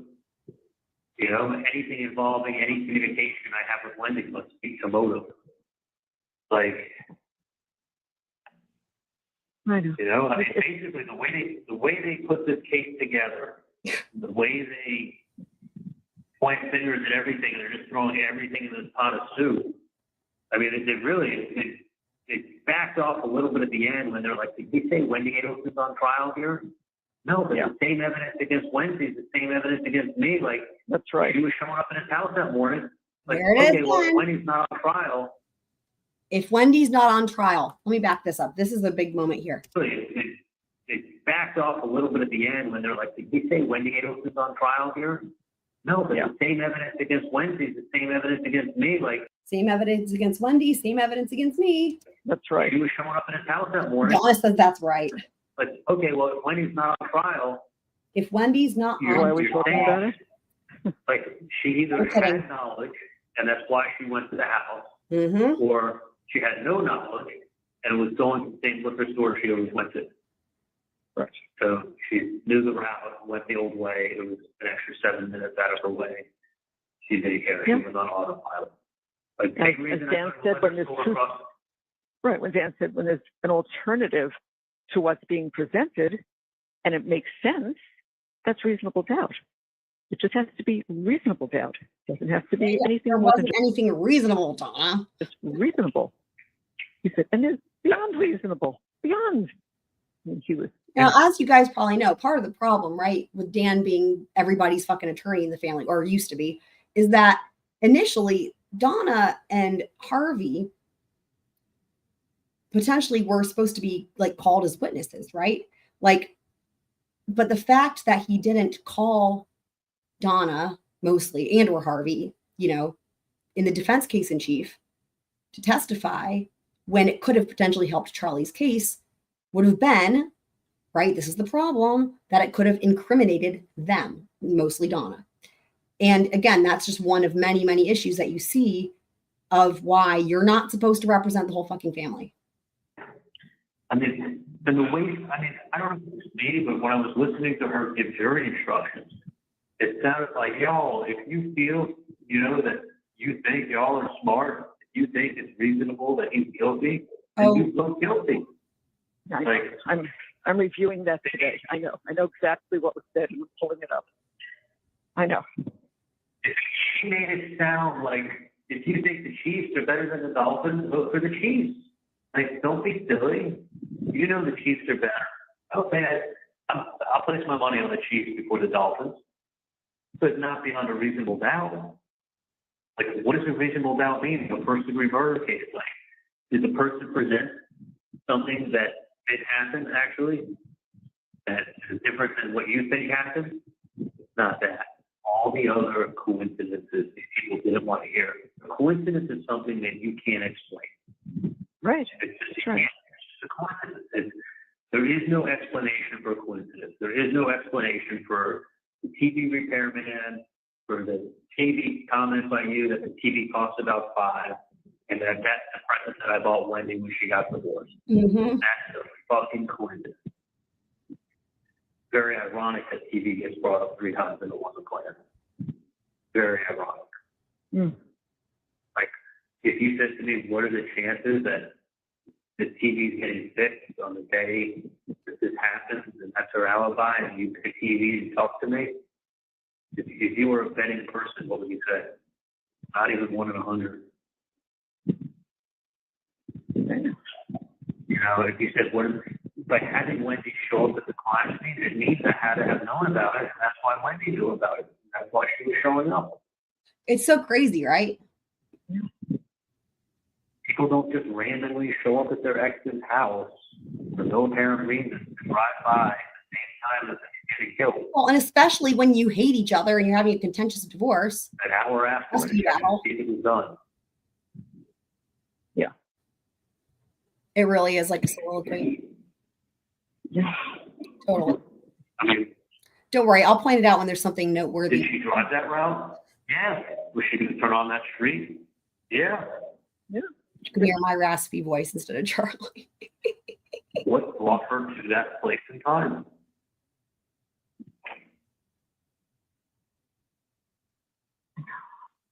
Like, Crazy. I mean, it's crazy. Donna's It's what only you said word. to me the other day. It's like a movie crazy. Like, Oh, come wait a minute. These things can happen. These are coincidences. It's Oh, just shut a up. crazy coincidence, but it happens. But what brought her to that place? He's not buying it. Look at this. And it just sounds like genuinely he didn't know that this was going to happen. And maybe it didn't. Like, yeah, it makes one wonder, is this where Wendi fucked up, right? Maybe the TV thing or whatever, but it sounds like to me, and I actually, now I'm remembering, I had thought this before and I forgot that this was a thought I had, but that her showing up was the one thing that the family hadn't planned for, allegedly, potentially, right? And that was just her, and that fucked the whole thing up, because that, you can see, is eating at him away. He sounds genuinely like he doesn't understand that more than anything else, right? Like, listen to the way he asked this question. And he's asking his mom for a good reason, right? What you said to me the other day, it's like a movie crazy. Like, wait a minute. These things can happen. The other thing too, Heather, if she could have maybe remarried or married, period, and maybe that was her maiden name. I don't know that the footage is such that we could see if she has a ring on her finger or not. I think it might be too grainy for that. But I appreciate that you're still checking. Awesome. It's a crazy coincidence, but it happened.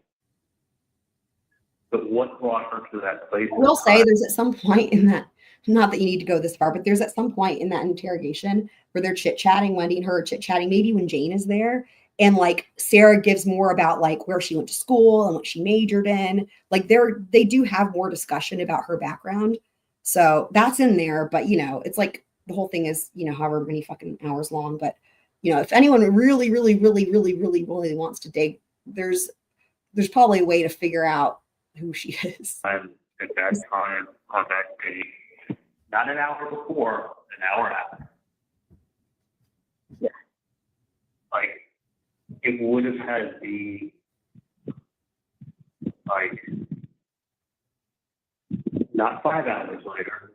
Yeah, Charlie Not doesn't. 30 minutes I mean, before. what we're hearing from Charlie is Charlie, he's maintaining his own innocence, right? But he sounds like he's 100% convinced that Wendi had something to do with this. Like, that's what I'm hearing from him. He's like, there's no fucking way. And I would agree honestly, in my opinion, the shit against Wendi looks far worse than the shit against him or even Donna. Like, honestly, even though they have the wiretaps and whatnot, again, for me, you guys know how I feel. I mean, I understand that they have to have their things to build a case. I know that just as good as anybody, but it's like, I also understand there's a process and sometimes it's best to go start from the bottom, work your way up. But I understand where he's coming from. I do. I understand where he's coming from. And again, it's so interesting how Donna is just like, that's crazy, right? But she's like not even admitting that, like, clearly Wendi's involved. But an hour later. But what's funny, I will add just briefly, is what's funny is where you do see Donna throw Wendi under the bus is when it comes to the emotional shit, like we heard in the very first phone call. Wendi's not coming over to see us, and Wendi's not helping us, blah, blah. Like, if you really want Donna to, like, snitch on Wendi, that's your angle right there, right? Wendi's being a bad daughter, and she's not grateful, and whatever bullshit. I know. I mean, dude, I had the 911 operators aunt come in for jury duty on the case. And we said, listen, the judge, listen, we think it's a conflict. Okay, that might be it. Let me just see this. Now they're going to talk about this lady on the jury. And again, more just like how he was fucked over, blah, blah. But we care about the Wendi fucking over part.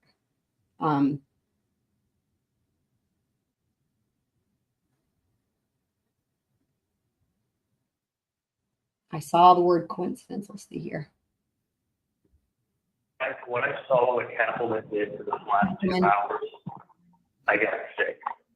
Because I said to myself, if you're not following what you should be following, and then when she was giving the instructions, it was like, and then whatever Dan did, she like poo-pooed and was like, this is not puzzle pieces. This is a mountain. Y'all, yeah. This is a mountain. She was using everything that Wendi had ever written or said, and everything that you had written, and they're tying that all in with my case. Like, what is Wendi's fucking book? Not anything to do with me and my trial. I thought about buying her book. It's available on Amazon. I looked into it. I thought about buying it. And I thought it could be fun to do, like, over I don't even know how long it would take, right? But like little by little, like a series, right, of like streams, and like we read the book, like, you know, story time. But at the same time, I was like, well, fuck, I don't want to like buy it and then it support her. Now, having said that, I don't know that enough people have bought that book to where she's seeing any type of sales from it, right? I would imagine it's fewer people than bought Becky Hill's book. But just saying, that's a possibility. If you guys wanted to have story time with Wendi, and I forget what she called it, some stupid name, of course, but you know, yeah. Nothing. But when you tell people like what she wrote, and then you read the 2 lines out of Speaking of the book, the book, it sounds like she was making it, like she was hating on Tallahassee. yes. And but when you just got up here and told you how much she liked the place. Little place on the way to a place, this was just a little stop on it. The wording couldn't have been worse. Yeah. Instead of the book, a little That'd be stop the way to on the go. way to civilization. You know, you could check dumpsters in the area. Well, Just like what you said, you say things, you don't analyze. I'm going to write this. I'm going to say this. I wonder how that will. No, you don't do that. Well, you what? she probably wrote it in 2008, and now they can sit there and say, look, she was what a good author does. She was foreshackling. Foreshackling is really funny how the subtitle said that, right? Because like shackles, prison. I mean, this wasn't when he said The this foreshadowing of the foreshackling, right? was an imaginary character.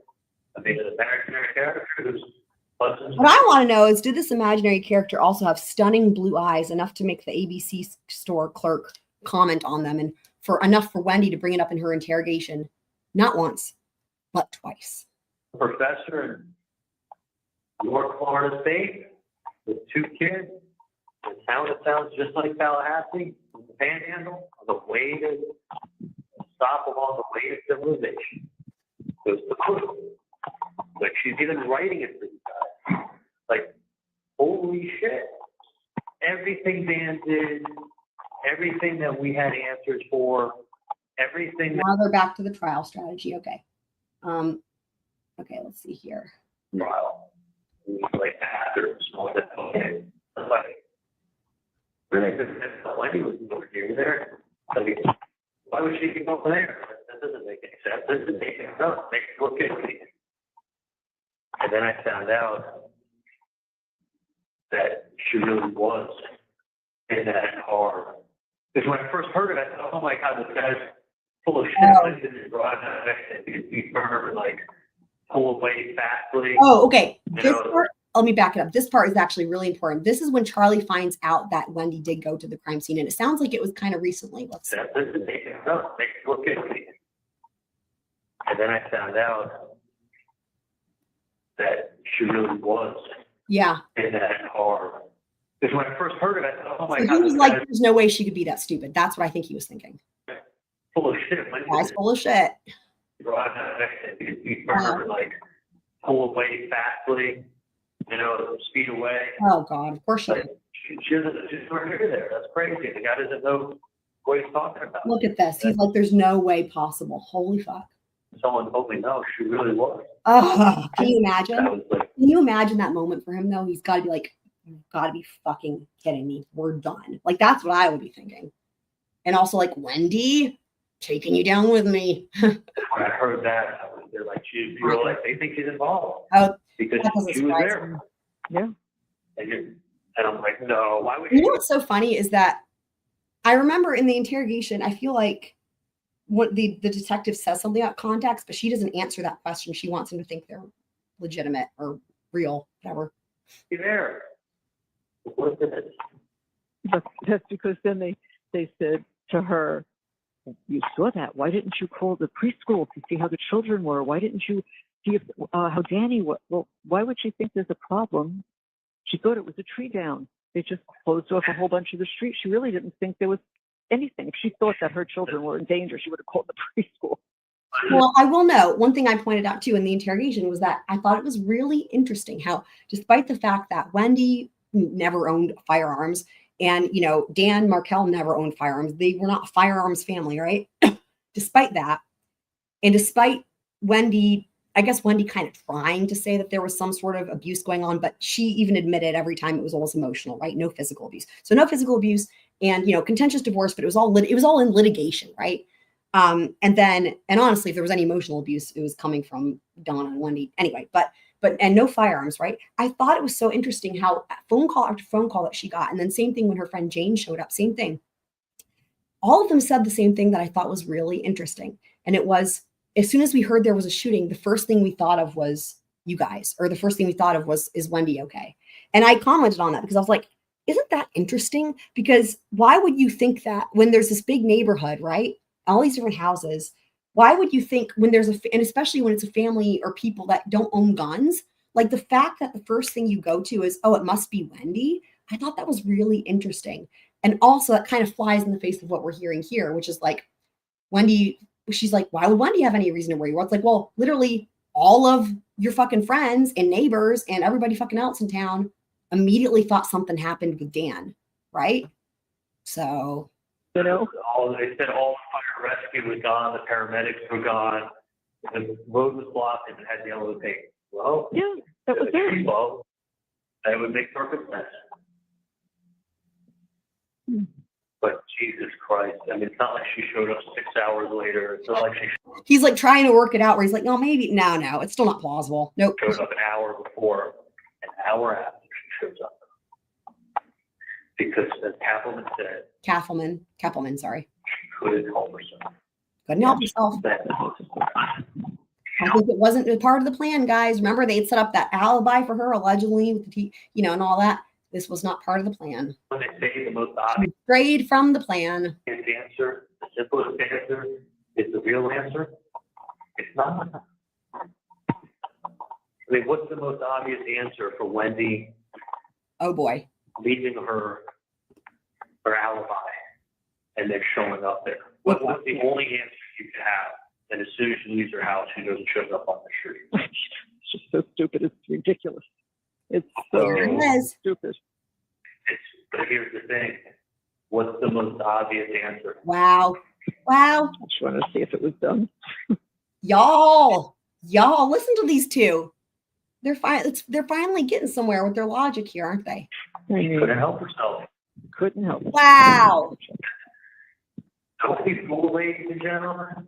It's just wondering, right? Because it's like, these tapes, it's like they could try to say these are hypothetical, but I just can picture some of these moments being played at Wendi's trial someday. You guys, y'all, like I already said, whenever, I'm not going to say if I'm going to say when Wendi gets arrested and charged, we're going to have a celebration for Dan's life. And, I wish that, lawyer, would be willing to participate, and other people who were students of his that would never have anything to do with me. But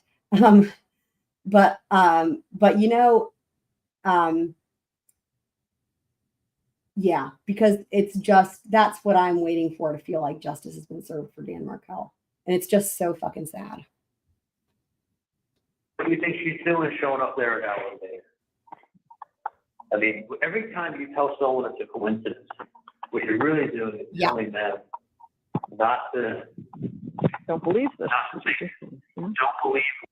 He's exactly right. Don't believe what your eyes and ears, right? Like, I bet that's what he's going to say. What looks to be true. Yep. Yeah, we see this all the time in trials, right? We see this. This is usually what we hear from the prosecution, right? When they're saying, like, in closing arguments, right? Like, if it, don't believe what you can see and hear and smell. I'm sure you guys can throw up some other examples in the chat, right? If it looks like a duck, it is, whatever, all the sayings, right? But it's like, don't believe what it looks to be true. Believe what we tell you. There's other sayings that put that better. But and it's funny because this is coming from Charlie, and he's exactly right. That's the right sentiment. I mean, honestly, it's almost like he could have been a freaking prosecutor in another life. It's just a coincidence. This is an argument, right? Like, when facts line He's up. a handsome dude, and I don't say that Sometimes about the facts line up because it's what happened. Right. Other times the facts line up because it's a coincidence. Yeah. Like, a lot of times facts line up because this really happened. And then people go and say, maybe that's just a coincidence. Like, sometimes. Coincidence, yes, coincidence, yes, coincidence, which is really what it was. Speaking of Laura, so for anyone who hasn't heard this story, to my knowledge, in our collection, apart from his dad, the only guests that Laura, has had on his show live, so like not the podcast, right, but like live, that I can think of, there's only two people besides his dad, and that's Mark Eiglarsh and Michael Hofferman. And Mark Eiglarsh is one of my hero defense attorneys, and he called me, like, I think it was this past summer, maybe spring, summer, somewhere around there. But he called me, and that was a day I'll never forget. His wife, but that's the podcast, though. I'm pretty sure that's the podcast. I don't think, maybe like members only, but I don't think she's been on the show because he doesn't usually have guests on. I'm pretty sure. He was your bus. Yeah. Well, I guess he does go by bus to get to the new facilities, although that already happened, right? It's probably not a typical bus. But yes, I do. I shout out to Black Widow for appreciating little things, that her bus is late, but she's lucky to be waiting for a bus. I feel you there. And all the explaining doesn't help. All the explaining. You start. All the explaining doesn't help. Yeah. I mean, you start. Yeah, was it a coincidence that like she wrote that in her fucking book? Yeah. Charlie's not getting over it, and he shouldn't. He shouldn't. After her, and she was just pretty much saying like she just saw Tallahassee as never a permanent stop. She didn't really need to say like on the way to the nation. Okay, let's see what else is coming up because he's going to talk about Tallahassee some more. I mean, y'all can see what I meant. Like, these are not all the calls. These are the ones, because again, some of them he's talking like his baby mama and stuff. But I mean, you can already see like he wants to talk. Now they're talking about other things. Wish they had the trial somewhere else.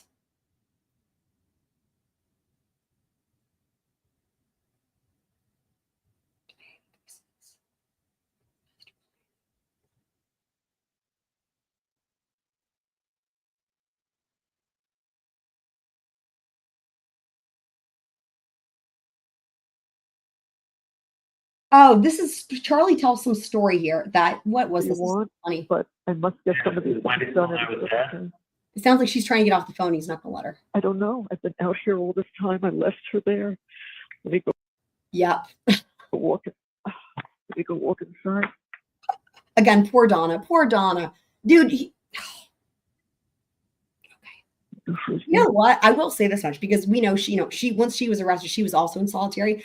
I wonder, no, she's not capable. I was going to say, I wonder if maybe she had a little compassion for him at that point into how she wasn't really listening. And she was kind of like, crying, poor me, or like, I want to get off the phone and do whatever bullshit. I wonder if she had a little bit of compassion, but then I was like, nah. But he's about to tell a story. And I remember thinking that there's something funny about this story.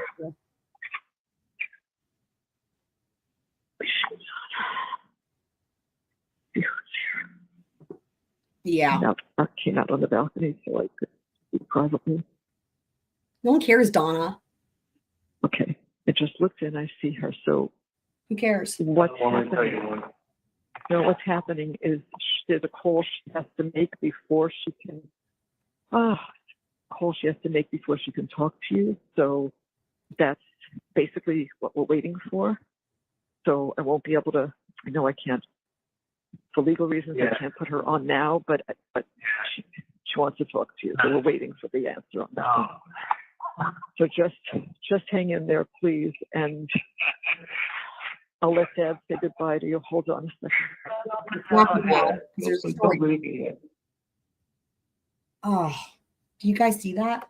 Oh, that's heartbreaking. You hold on a second. Don't leave me here. Don't leave me here. No. Okay.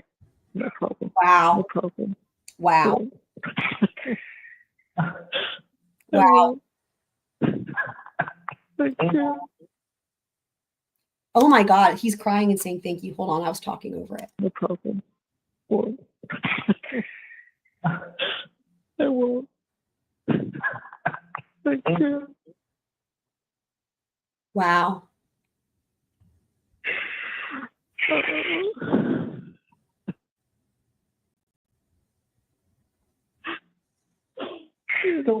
unfair. So unfair. So unfair.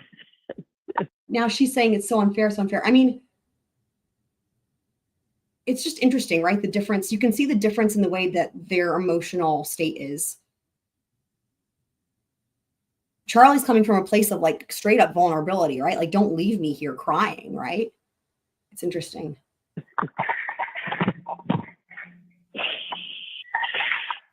just want at least to just get you out of there.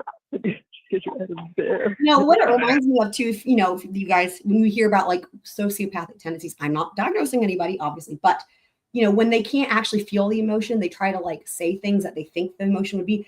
It's almost akin to that, where it's like, that's not the appropriate emotion, right? But you can see the difference in Charlie's genuine emotion, really. I mean, you can, at least to me. And, you know, y'all feel free to let me know if you have a different opinion or whatever you think. But versus with Donna, and it's so crazy too, right? Because it's like just these two together, just the two of them, the contrast is so stark difference, right? But you can see how it's like, you hear his response and that feels so human. And then you hear her response and it's like a fake human. You know what I mean? I don't want to sit around with people and see me cry anyway. I'd probably sit in my room. Yeah, right? It does. It is for sure. Yeah. Oh, honey.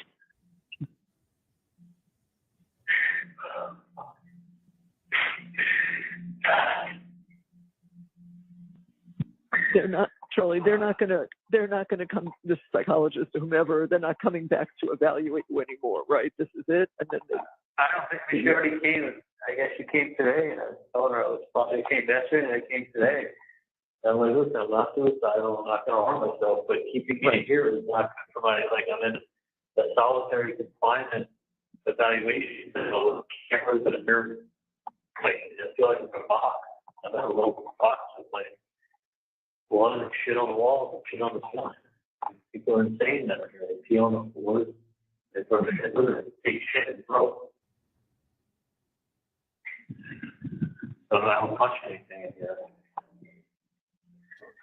So I'm kind of like the only funny story I can tell you from the trial. Here's the funny So story. the point at which I was standing up just to stretch, I was standing up behind my chair, kind of where the ballot is, and I looked over. It's interesting. So he was talking about his living situations, if you will, right? There's shit on the floor, there's shit on the walls. And he switches, you can see, you know what's so funny? Because we always heard this about him, right? That he was the funny guy, the jokester, right? You can see this because he immediately, this is how he's coping. Look, he's going from his living situation, which is just hopeless, right? Because he doesn't know when he's going to get out of there, right? In terms of out of solitary.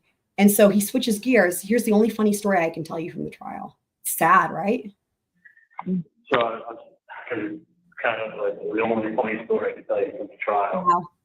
So the point at which I was standing up just to stretch, I was standing up behind my chair, kind of where the ballot is, and I looked over and I see this girl with blonde curly hair, and she's like okay looking, and then I'm looking at her, and there's this girl sitting next to her who's like smiling at me. She's wearing this blue dress. She's kind of like Jennifer Aniston.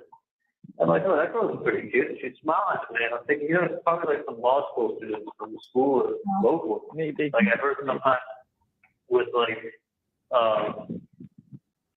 people get high profile cases, they get people that like get attracted to them and they become like groupies or something like that. But they give me like a really warm smile, like, oh, the blonde was like waving hi to me, so I'm looking at them and We'll never fucking see again. smiling back and a nod of my head. And then Dan comes over to me. He says, stop looking at your sister because there's a lot of people here. You know, you shouldn't be like saying hi. I go, I go, Dan, I didn't see my sister. Is my sister here? Or where is she? He goes, actually, the one thing that's kind of funny. He goes, you were just smiling and nodding your head at her. No way. I go, oh shit, man. He goes, that's her friend Toba, and that's your sister. No. It was Morgan. She was sitting right in front of the Markel. She was sitting to Wendy's left. Yeah. Or whoever it was. Yeah, I Morgan. because Charlie, the girl must lose your sister. I go, oh shit, I had no idea. I thought she was like attracted to me, smiling and like acknowledging me, and I was smiling back. I'd never seen Wendy's hair like that. I guess it's been so long since I've seen her, I didn't realize that was her. Oh God, that's depressing. I didn't know it until he like called me and he's like, stop because you shouldn't be making contact with the gallery. Right. Oh my God. I called back. I thought these girls were saying hi to me. The girl's her sister. Wow. Well, at least the other one though was not related to you.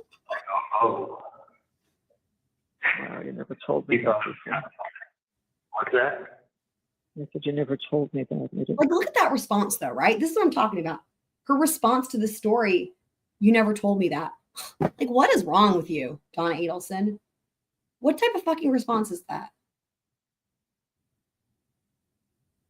Y'all, let me know in the chat. What would you guys think an appropriate response is if you're a human?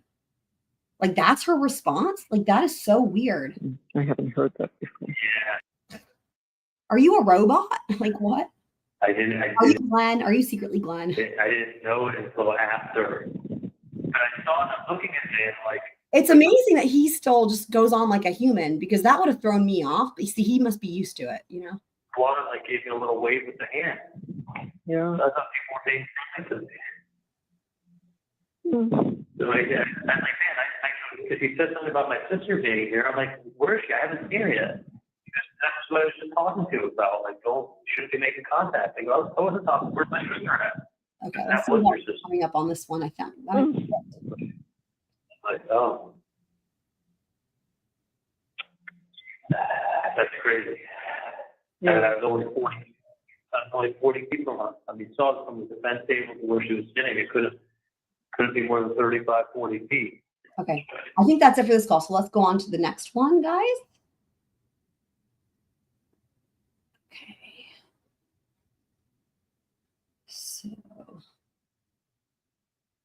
So we're still on November 8th, 2 days after the conviction.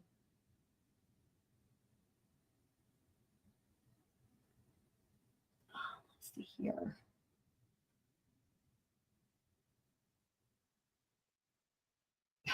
TV appointment. Gee, I wonder who they're talking about. It's a women's central. I really do. I'm trying to do whatever is possible. I know this is not going to be an immediate fix, but we are trying. Listen, I'm just telling you, this is not the move. They're never going to fucking get hit for every trial. But to be honest with you, even if they did, they have the same bullshit evidence. And even if they did, there's no, apart from somebody showing up. I mean, you know what? But like the thing is, like I'm sure he's learning now that that's not really the case, right? Because if your lawyer fucked up left, right, and center, it could be a different case for you, Charlie. Saying the truth. You know. But that could be up. Maybe. You could have tried 1 to 12. It wasn't even a fucking hung jury. It wasn't even a jury that wanted to look at evidence. No, they didn't look at anything. No, they didn't want to waste their time. No. They just got done watching 2 hours, compiled. How many times is she going to put up the same autopsy photo and leave it up while she talks? I mean, that was done to like, I mean, I understand you could put it up one time. Why are you putting it up twice? Sorry, guys. It's a horrifying photo. Right. I was just queuing up. It's a 10-foot photo, bright with LED lights on it, like. So I don't know. Making people look at it. Okay, there's just a small snippet here about leave it up. And then another place in the slide in a fucking show, she put it up again. To drive home the point. Yeah. Like, you have Wendi, you're confirming Wendy's TV appointment that day. Wendy's got her alibi. Like, an alibi so they don't suspect you did. Does anyone think that Wendi was shooting a gun? Again, you can see how this is sinking in, right? Because this, to me, the way that I understand this is, you know, we've already heard a lot about, he's like looking at the dots, right? If Wendy's guilty, I'm guilty, right? Wait, what's she doing? But like this whole thing here, like that the family gave her an alibi, right? But like, listen to what he just says here. Like, but would anyone actually think she's shooting a gun? It's like, no. I think in his, probably what he's saying to himself, but not out loud, is they would be looking at me for that, right? Because he's the one with connections. So let's just see. You have Wendi, you're confirming Wendy's TV appointment that day. Wendy's got her alibi. Like, an alibi so they don't suspect you did. Does anyone think that Wendi was shooting a gun? Like, Like, that's what I'm saying, right? Of like how they threw him under the bus, right? Like they built her an alibi, even though no one would think she was the one shooting a gun, right? And then where's Charlie, right? And we're going to talk more about that too when it gets to, there's one specific call where, well, I don't want to give it away, but there's one specific call where Donna says some things that I'm like, holy fuck. And yeah, that's all I'll say for now. But it's something in reference to what's going to happen going forward as they leave for Vietnam when we get to one of those other Vietnam related calls. And it's really sad for Charlie, honestly. Well, from planet Earth, she had to have a TV repairman that may or may not show up at her house at a given time as her alibi. So stupid. I mean, you think about it, each thing they're presenting, you know it's stupid, I know it's stupid. The jury's eating it up. They've shown evidence. You know, what's funny, again, too, we've already heard him say if he was on the jury, he would have convicted based on, you know, but I get it. He's going back and forth in his head. There's a lot of cognitive dissonance. I get it. It's not evidence. No, it's her alibi.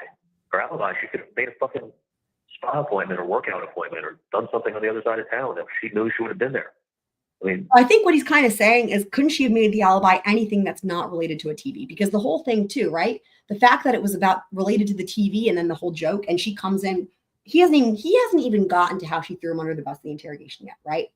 But I'm sure that's coming. But like, that's the point, right? Couldn't, and again, when you look at all the things that point to throwing him under the bus on purpose, right? Like if anyone in the family is going to go down, it's going to be Charlie.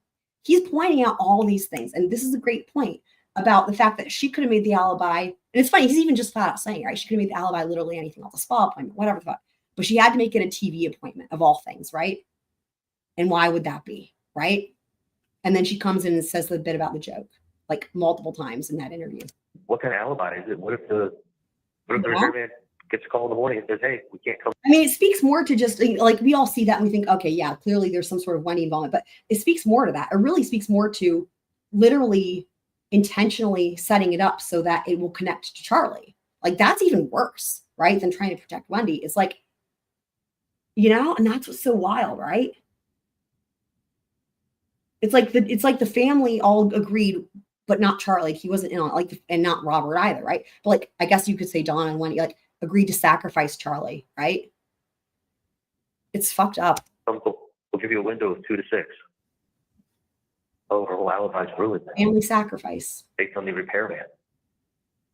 You know, Jeff LaCoste thought he was framed. He thought he was framed for sure. That's why he went in there guns a-blazing and like pointing fingers everywhere.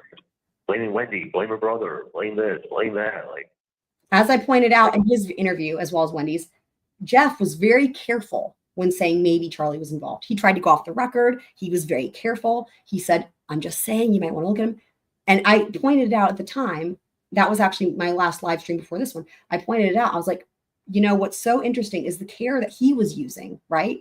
Versus the way Wendi did it, where Wendi had no qualms about throwing Charlie under the bus multiple times, right? Without no concern at all. But Jeff was way more careful because he was like, I don't know. I don't want to like, you know, he tried to go off the record and all that. And it was just interesting. holy, he's from South Florida. He must know bad humans. Like, blame everybody. Like, holy shit. But that's evidence. Like, what the fuck? I'm just still in the theaters. I'm still in the state of shock, even though I knew this was going to happen. No, of course you are. For years and years, I knew that if I went to Tallahassee, it was going to be a joke. I remember when this girl that John took me with Christy Crawford came down. She was taking pictures of me and John and sending it back to friends back home. And I'm like, oh. I think that's it for the Wendi talk on this one. So Okay, but the next one I think is one of the really, really good ones. Let me pull that up, guys.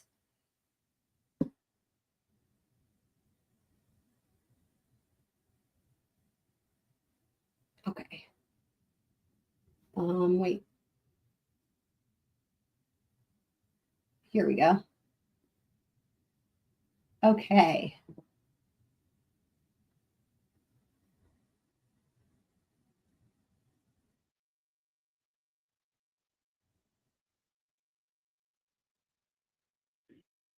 Yeah. So we're still on November 8th. You know, not to mention, you're going to release all these people's names to the community this week of who's the hell the jury. People are going to be curious, just glance at the names, see if I know anybody. That small town mentality. Let me look at the names, see if I know anybody. Mm-hmm. Like, okay, I know this person. Well, do you think this person, if they let me go, they want to be getting phone calls from that person? Well, you know, were you crazy? Yeah. You know, I think the case that I've had this whole long talk with Mom, but I'll make it short. I think the case got dumbed down to So I guess he's on the phone with his dad. Wendi as a TV repairman. She got a TV joke. She got a TV as a gift. The undercover guy is trying to extort you for money. Mom references the TV. You got the TV coincidence that it's unbelievable that TV came up that many times. On the day of the murder, TV getting repaired. That's her alibi. Then the other thing that's unshakable is what Kaplan said. She just couldn't help herself. She had to drive to the scene of the crime, have her way on the liquor store, read the liquor store's closer, and shows up an hour after everything was done because she just couldn't help herself.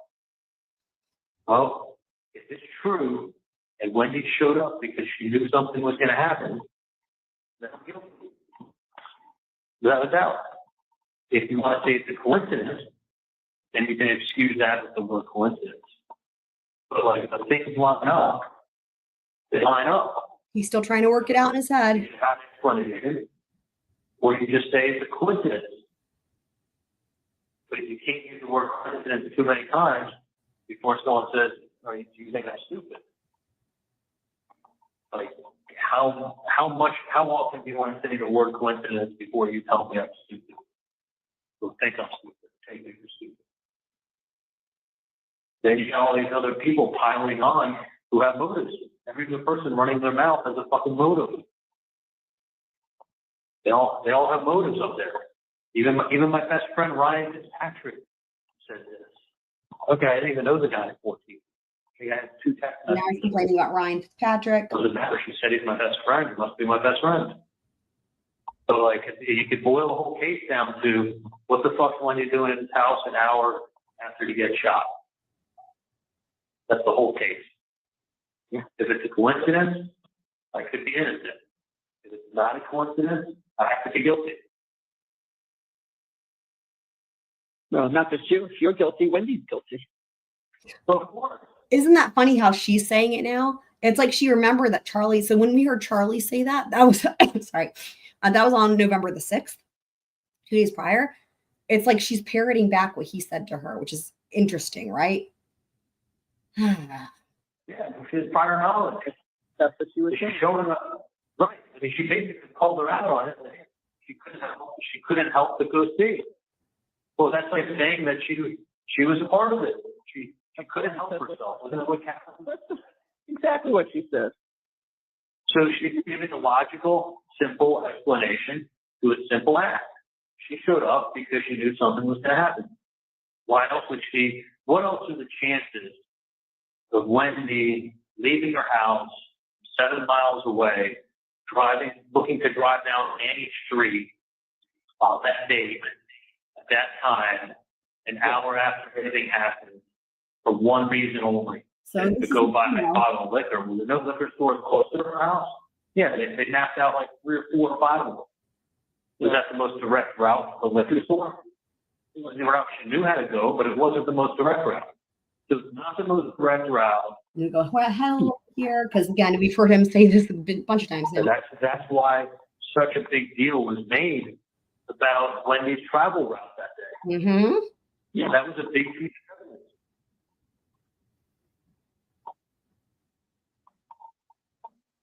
Yeah, That was a big piece of evidence, and the TV was a big piece of evidence. And not for me making a joke. But You know, I will say it is interesting, right? Because, the point that he's making also has an additional meaning, which is this, right? Like, it all makes common sense, right? Like, if he's guilty, Wendy's guilty, right? And then you even heard Donna say it, right?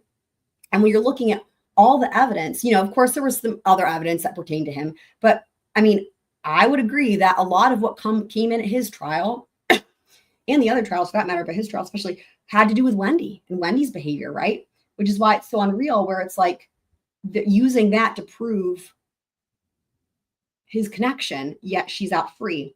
And when you think about it, right? And you think about Charlie's trial and how the amount of evidence to convict him, that was really what Wendi was doing that was suspicious, or Wendi was doing that seemed like it connected her or made her guilty.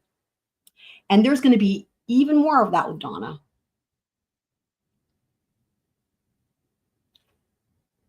That, then you think about it, right? And it's like, well, if they've got, Charlie and they've got X amount of evidence, right, where it's really about Wendi, then you got Donna, and then it's like, I would say again, between the two of them, even more of the evidence is probably going to be relating between her and Wendi. A lot of that we won't see until trial. However, we will get to the emails between her and Wendi, a good snippet, preview, if you will. And so then you can see how, if you've convicted other people, at least partially, on the evidence against Wendi, you can see why testing it out, right? Again, going in order, starting with Charlie and then going with Dawn, why then you would feel confident in securing a conviction against Wendi, especially because you can rely on what's already come out in those prior trials. I know that's obviously the strategy. I just was wanting to point out how salient that point is that he's making, right? That makes common sense, right? Makes sense logically, right? Like we kept saying, right? Like if Wendy's guilty, he's guilty. But, right, if you really think about it, that's laying the groundwork for later on convicting Wendi, right? When you've got even one of the co-defendants, right, saying, well, yeah, obviously you got even her own mom agreeing, I guess somewhat sarcastically, however, again, I think it's almost like trying to be sarcastic, but like, I don't know.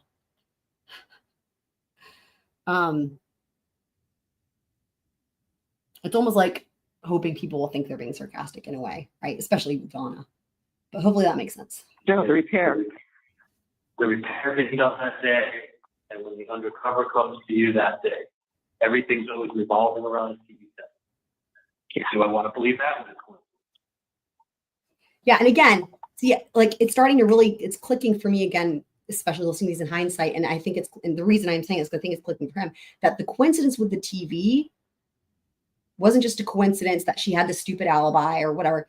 The coincidence there, and he's not saying it, right? He's not saying it yet, but I think he's getting to the point of thinking it potentially, which is that the coincidence there is how it implicates him specifically, setting him up to be the fall guy. And you have to wonder too, right? Because like it looked like initially the plan was to pin it on Jeff, and then that didn't work out because he didn't go out of town. And it does make one wonder, and this is the type of thing that we would learn at Wendy's trial, right? Because to my knowledge, this has not come up in this specific question before, but like, I don't know how we would learn this. I guess there would be a way to learn it through the electronic records pertaining to Wendy's devices, right? Because that's stuff that hasn't come in yet. But when did Wendi make that appointment? I don't think that's come in yet. When did Wendi make that appointment, and where does that fall on the timeline in respect to learning that Jeff was not going out of town? Because we heard that in his interrogation that she learns ahead of time. She does learn that he's not going out of town. I think from one of their mutual friends or whatever he says, but she learns he's not going out of town. And is it at that point, this is just me thinking out loud, is it at that point that she makes that appointment? Specifically for a TV repairman, right? Versus anything else. She could have given, like he said, he's not dumb, right? He's not that dumb. I mean, he made a great point. She could have picked anything for an alibi, right? Why the TV repair thing, especially when that sounds dumb to begin with, but there's only one reason. And it's if you want to waltz right on in and make the joke about the TV stuff with Charlie, right? Blackwater says it makes perfect sense. Glad I'm making sense to somebody. Awesome. Glad you can understand what I'm saying. Like, I could have bought her anything else. Move out. I could have bought her a blender. Look at that, I could right? have bought her a sofa. Bought her a rug. That one object that keeps coming up. Gotta be code something, otherwise why would we keep referencing it? And that's the funny thing. I don't think it's code for anything, unless you can say that it's Wendy's subconscious code, or maybe not even subconscious. It's a code for Wendi, as in I'm throwing Charlie under the bus is all it is, right?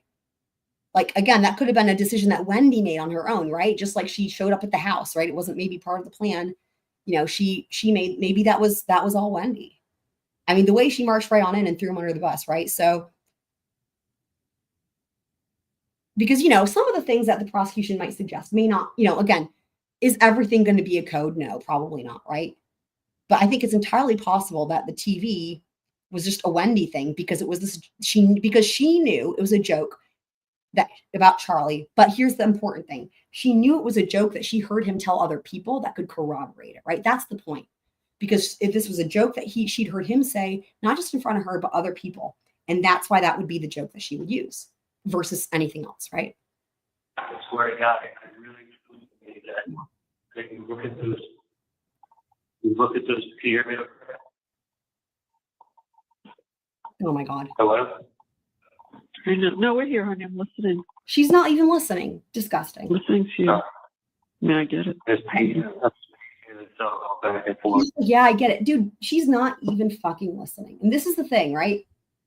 Because at this point, remember, this old lady right here thinks she's getting off scot-free and going to go live a nice life in Vietnam, right? Wendy's going to go live her life, and her and Harvey are going to get on a little plane and go to Vietnam and enjoy some pho, which I love, which they never got to do, but like, right? And then Charlie's the sacrificial lamb of the family, Al-Wap, right? And here she is, not even listening to him. I really do believe that you look at the coincidence of traveling on that date, that time, you listen to her reasons, they don't really hold that much water for, they don't sound logical when you say there was 3 more liquor stores, when you say that there's a more direct route to that liquor store.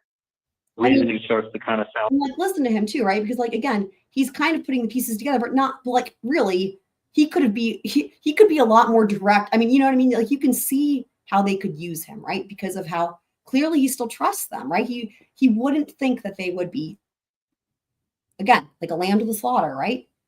And yeah, you just have to wonder if that whole thing with the attorneys, right? If that sort of was a wake-up call. I mean, I think a lot about that.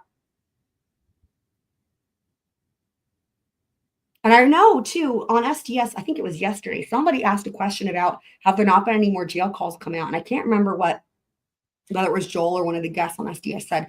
However, what I will say is this, right? Once she's been incarcerated or arrested, which we're only a few days away, right? At this point, then that could explain it, right? Like, she's not gonna, I don't even think they can call each other. But I would imagine that, you know, the rest of the well, I guess he only ever called her, and if Harvey was there, it was in the background. But, you know, anyway, my point is, like, if Charlie or Donna, for that matter, had called Harvey, those calls would still be able to be made public. I just guess they're not happening. I don't know. Let me know in the chat, especially you, Blackwater, if you recall what they said on the show. I think it was yesterday about that. a little soft. And then you add it up with the TV, how and when it came into conversations, and all of a sudden you're like, it's either both coincidences or she knows and that's why she's there. He knows and that's why she's talking about TV. We solved the case. Like, I really do believe that's what it came down to. after that, I think they could block everything in the house. They have her map, they have her days, they have her times, they have the TV code. I mean, hearing that in the room over and over and over and over again. Don't be sorry. Like, that was in the opening, and Well, that was if in he the tries any funny business, I'll karate chop him from a million miles away. Yeah. Don't try any funny business, guy. And the only one you can find something was two big coincidences. One big coincidence is hard to swallow. Two big coincidences surrounding the case starts you making you say, like, how many coincidences are you allowed? And again, I think he's speaking like from the minds of the jurors, but I think he's also trying to say what he's thinking in terms of his fucking family, right? In a way, you almost wonder if this is him trying to be like, Mom, hey, right? Because why does he keep repeating it, right? I know he's venting, but like maybe he's wanting her to realize, hey, I'm talking to you, right? Like how many coincidences, right? That you guys threw me under the bus. I wonder if that's part of this. And but he doesn't want to come out and say it. He wants her to admit it. I wonder if that's part of it. I wish we could ask him. Yeah, no, we talked about that before. It's like too many. How is it possible? Oh my God. See, she's just not even. Impossible. Yeah, I mean, your house is literally 300 feet from the front. He's not. Donna is not willing to A, listen, B, empathize, C, anything really, like even pretending wise with another person, right? Like the only times we've seen her actually engage is when it's her complaining. Like other than that, she's just not even. So insane. Her own son. Yeah. It's just, I mean, certain things are like, Jesus, like. I don't think that was it. I think the things you mentioned, what they dummied it down to, because that's easy. You know? That's easy to review. When you need to think about it, you think, is there any way, like, what are the chances of her showing up? Showed up if she knew. And again, he's probably repeating it because she's never answering it, right? Maybe he's realizing that because again, the same question: what are the chances? What are the chances of her showing up randomly? I would say 1 in 10,000. You know, because of the timing and the of course. In the thousands, 1 in that 1,000. So on that date, okay, so you're saying it's a coincidence. And George Chapel's gone. She just couldn't help herself. She knew why she showed up. She couldn't help herself. So we got some of this again. Let's see where there's anything else new here. Oh, guilty and unguilty. All right, let's see what he's going to say about the justice. I think technically involved around the case are very hard to explain away other than saying that was just a fucking coincidence. Yeah. That was a 1 in 10,000. That was a 1 in 10. By the way, that's why people think he's guilty. What? I didn't hear that. That's why people think Wendy's guilty is what the fuck she's doing. Mm-hmm. I understand. Yeah. And now that you're guilty, And even her own brother is saying it, man. she's guilty. Well, if she showed up at that scene, it's because she had prior knowledge. I mean, but like literally, yes, right?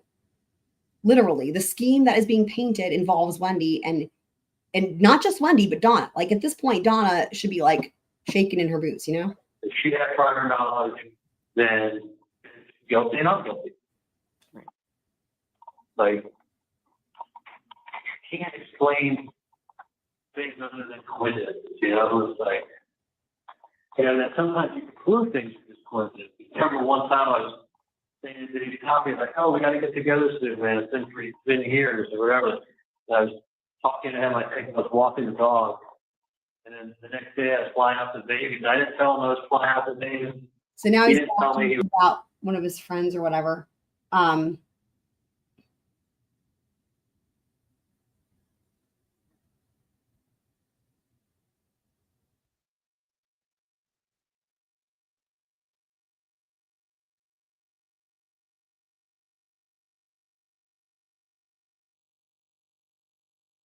What's this part here about the You know, impact? it has a benefit, definitely has a benefit to them, but don't make no mistake about it. Like, there's a benefit to that, there's a benefit to other people along the way that was given me advice. I know they meant well, Meant well. but I also know, like, that advice was also beneficial to them. I knew there was a reason. I was like, wait, I know there's something. Again, little snippets, right? Let me back it up a second so we can get the full context. Is he trying to tell his mom, hey, mom, guess what? I'm on to you. I mean, maybe not yet, but again, the little dawnings of maybe this is starting to sink in subconsciously. Those better. Like, because what he's saying, right, is like people that were just trying to help him, they had their own interest at heart. And, you know, again, it's almost sad that he didn't think that, you know? I mean, I'm a trusting person but it's really sad to think that, like, if anybody is that way and that people can ruin that for you, like, that's so sad, you know? And I have too good of a gut. Yeah. Okay. Let me back it up. Talking about multiple. Yeah. Just one thing, not just two things, not just three things. But I just, like, I'm just too smart, and I have too good of a gut. Same shit with like with Enzo. He was the same shit. Me knowing better and me casting that or casting it away to somebody else's hands that knows better. Like, it has a vested interest. You know, it has a benefit, definitely has a benefit to them, but don't make no mistake about it. Like, there's a benefit to that, there's a benefit to other people along the way that was given me advice. I know they meant well, but I also know, like, that advice was also beneficial to them. You know what I mean? I do. You know, when someone's advice to you, it's with an opportunity for them, you got to take it with a grain of salt. True. There is, even though they care about you, and even though they're, you know, even though they, you know, they really are good people, they really do care about you, whatever you want to say. Right. However they want to dress it up, like, there is a benefit to them, but that can't be denied. No, of course not. You know, whether it's financial or whether it's, getting, being recognition or whatever it is. You know, Getting away with murder? there is a benefit, and everything we can do. So that can't say there was no benefit. It's like if you feel something in your gut, and you know something, and you're so sure on it, and you're articulate on it, just move on it. So it's he move on it. He's saying not move on. He's saying move on it. Yeah. You know? Move on. Okay. You've always said that, go with your gut. Yeah. Go with your gut, move on it. Like, don't be impulsive. Interesting. You know, but if you can really rationalize it, if you can really talk about it, if you can really think it through, if you're able to articulate good reasons behind it, pros and cons, like, be smart. Don't be in denial. You know, like, especially when it's like, especially your gut tells you something. Don't be in denial, especially when your gut tells you something. Words of wisdom from Charlie Adelson. But also, you know, here's the thing. In my opinion, he's giving himself advice because, you know, he's not getting any from his mother, which is the one person he's fucking talking to after being convicted of murder. She's not giving him fuck all. Like, it's really sad. Be smart. Don't be in denial. You know, like, especially when it's like, Hold on. think it through. You're able to articulate good reasons behind it, pros and cons. He's talking about making decisions in life. Like, there's big part. Don't be in denial. You know, like, especially when it's like, especially your gut tells you something. Don't be in denial, especially when your gut tells you something. Interesting, right? And that's why with these calls, you know, there's a lot of the same things, right? We've heard, you know, but there's a lot more to these calls than I think a lot of people realized. I think that it's easy to just write him off as like a murderer, which, you know, yeah, he's convicted, right? Like I get it. I get it. But these calls are so fascinating. And I will just tell you again, I like, even just from the first call that came out back when they came out, it blew me away at like the insight that I get from this into his psychology, right? And then like the family dynamic. And it was not at all what I expected based on what his reputation is. This was not at all what I expected from him. And yeah, so, but here's the thing, guys. I think that's a good place to pause it for now, since again, I'm just going to be a little bit careful with my voice, and we'll split this up into two. And I'll save the emails for the next one because for obvious reasons, reading, right? Those emails are unhinged and amazing. So what we'll do on the next one is we'll finish this call, and then we have, I think, 3 more calls that I've saved out of, I went through all of the calls, and there's a lot of them. I went through all of the calls, and I looked for any of the ones that had something interesting, especially, again, as it pertains to Wendi, or, you know, self-snitching, in Donna's case. And I made them into like a playlist. So we have the rest of this one, and then there's 3 more. So what we'll do is I'll make a separate live stream where we will do those. We will do the Donna emails, and we will also do the MTV Real World True Crime Edition. And my voice is like only going to be getting better from here. I would imagine probably by tomorrow it'll be normal. And I do believe tomorrow night I have a Koberger stream scheduled. I'm working on a video presentation. I'll have to see if I have that done. If that's not done, then we'll do this tomorrow night as well. But either way, I've got streams, at least 1 stream, if not 2 streams a day scheduled for like the next long while to make up for this time when I couldn't speak. And I haven't even scheduled yet the Karen read. So I do need to schedule that as well. I'm just thinking out loud now. That might be Friday. Anyway, but don't worry, I will be covering that as well. I'm sure you guys are well aware I've been covering everything with that. But and I did think about covering it when it happens live tomorrow. And I'll tell you why. Well, okay, I can't rule it out. I'll just say this. I can't rule that out. But I didn't want to plan on it because I wasn't sure how my voice would be doing. And the thing is given what happened last time, if it's like another like whatever 6 or 8 hour long day, you know, I don't know that I can expect that much from my voice. So it just kind of depends. So anyway, it's possible I could pop on and we could do some of that live tomorrow. But anyway, regardless, we'll definitely cover it after the fact as we did with the last one. And I know some of you guys really appreciated that actually. Because sometimes it's like you get a lot of input when it's happening at the time. And then it was nice to have, I think I waited like a week or something like that because we were covering other stuff. And then it was sort of like nice to revisit it. But anyway, but y'all, I'm so happy that anybody was here because this was just a spur of the moment again, because I had my voice coming back. And I'm so happy we had some new people. But shout out to everybody who was here. And we got the Best of Glenn premiere. That happened. So we will finish with these calls and the Donna emails. And again, MTV Real World True Crime Edition. If you're not familiar with it, you're like, what the hell is that? Check out the videos on my channel, not live, but like videos. And it's the most recent video. And I will put a link to it in the description for this live stream as well, for anyone who hasn't heard of that yet. And that way you can participate in the voting on the next one. But y'all, love you guys. So happy to be back with you and seeing you guys again.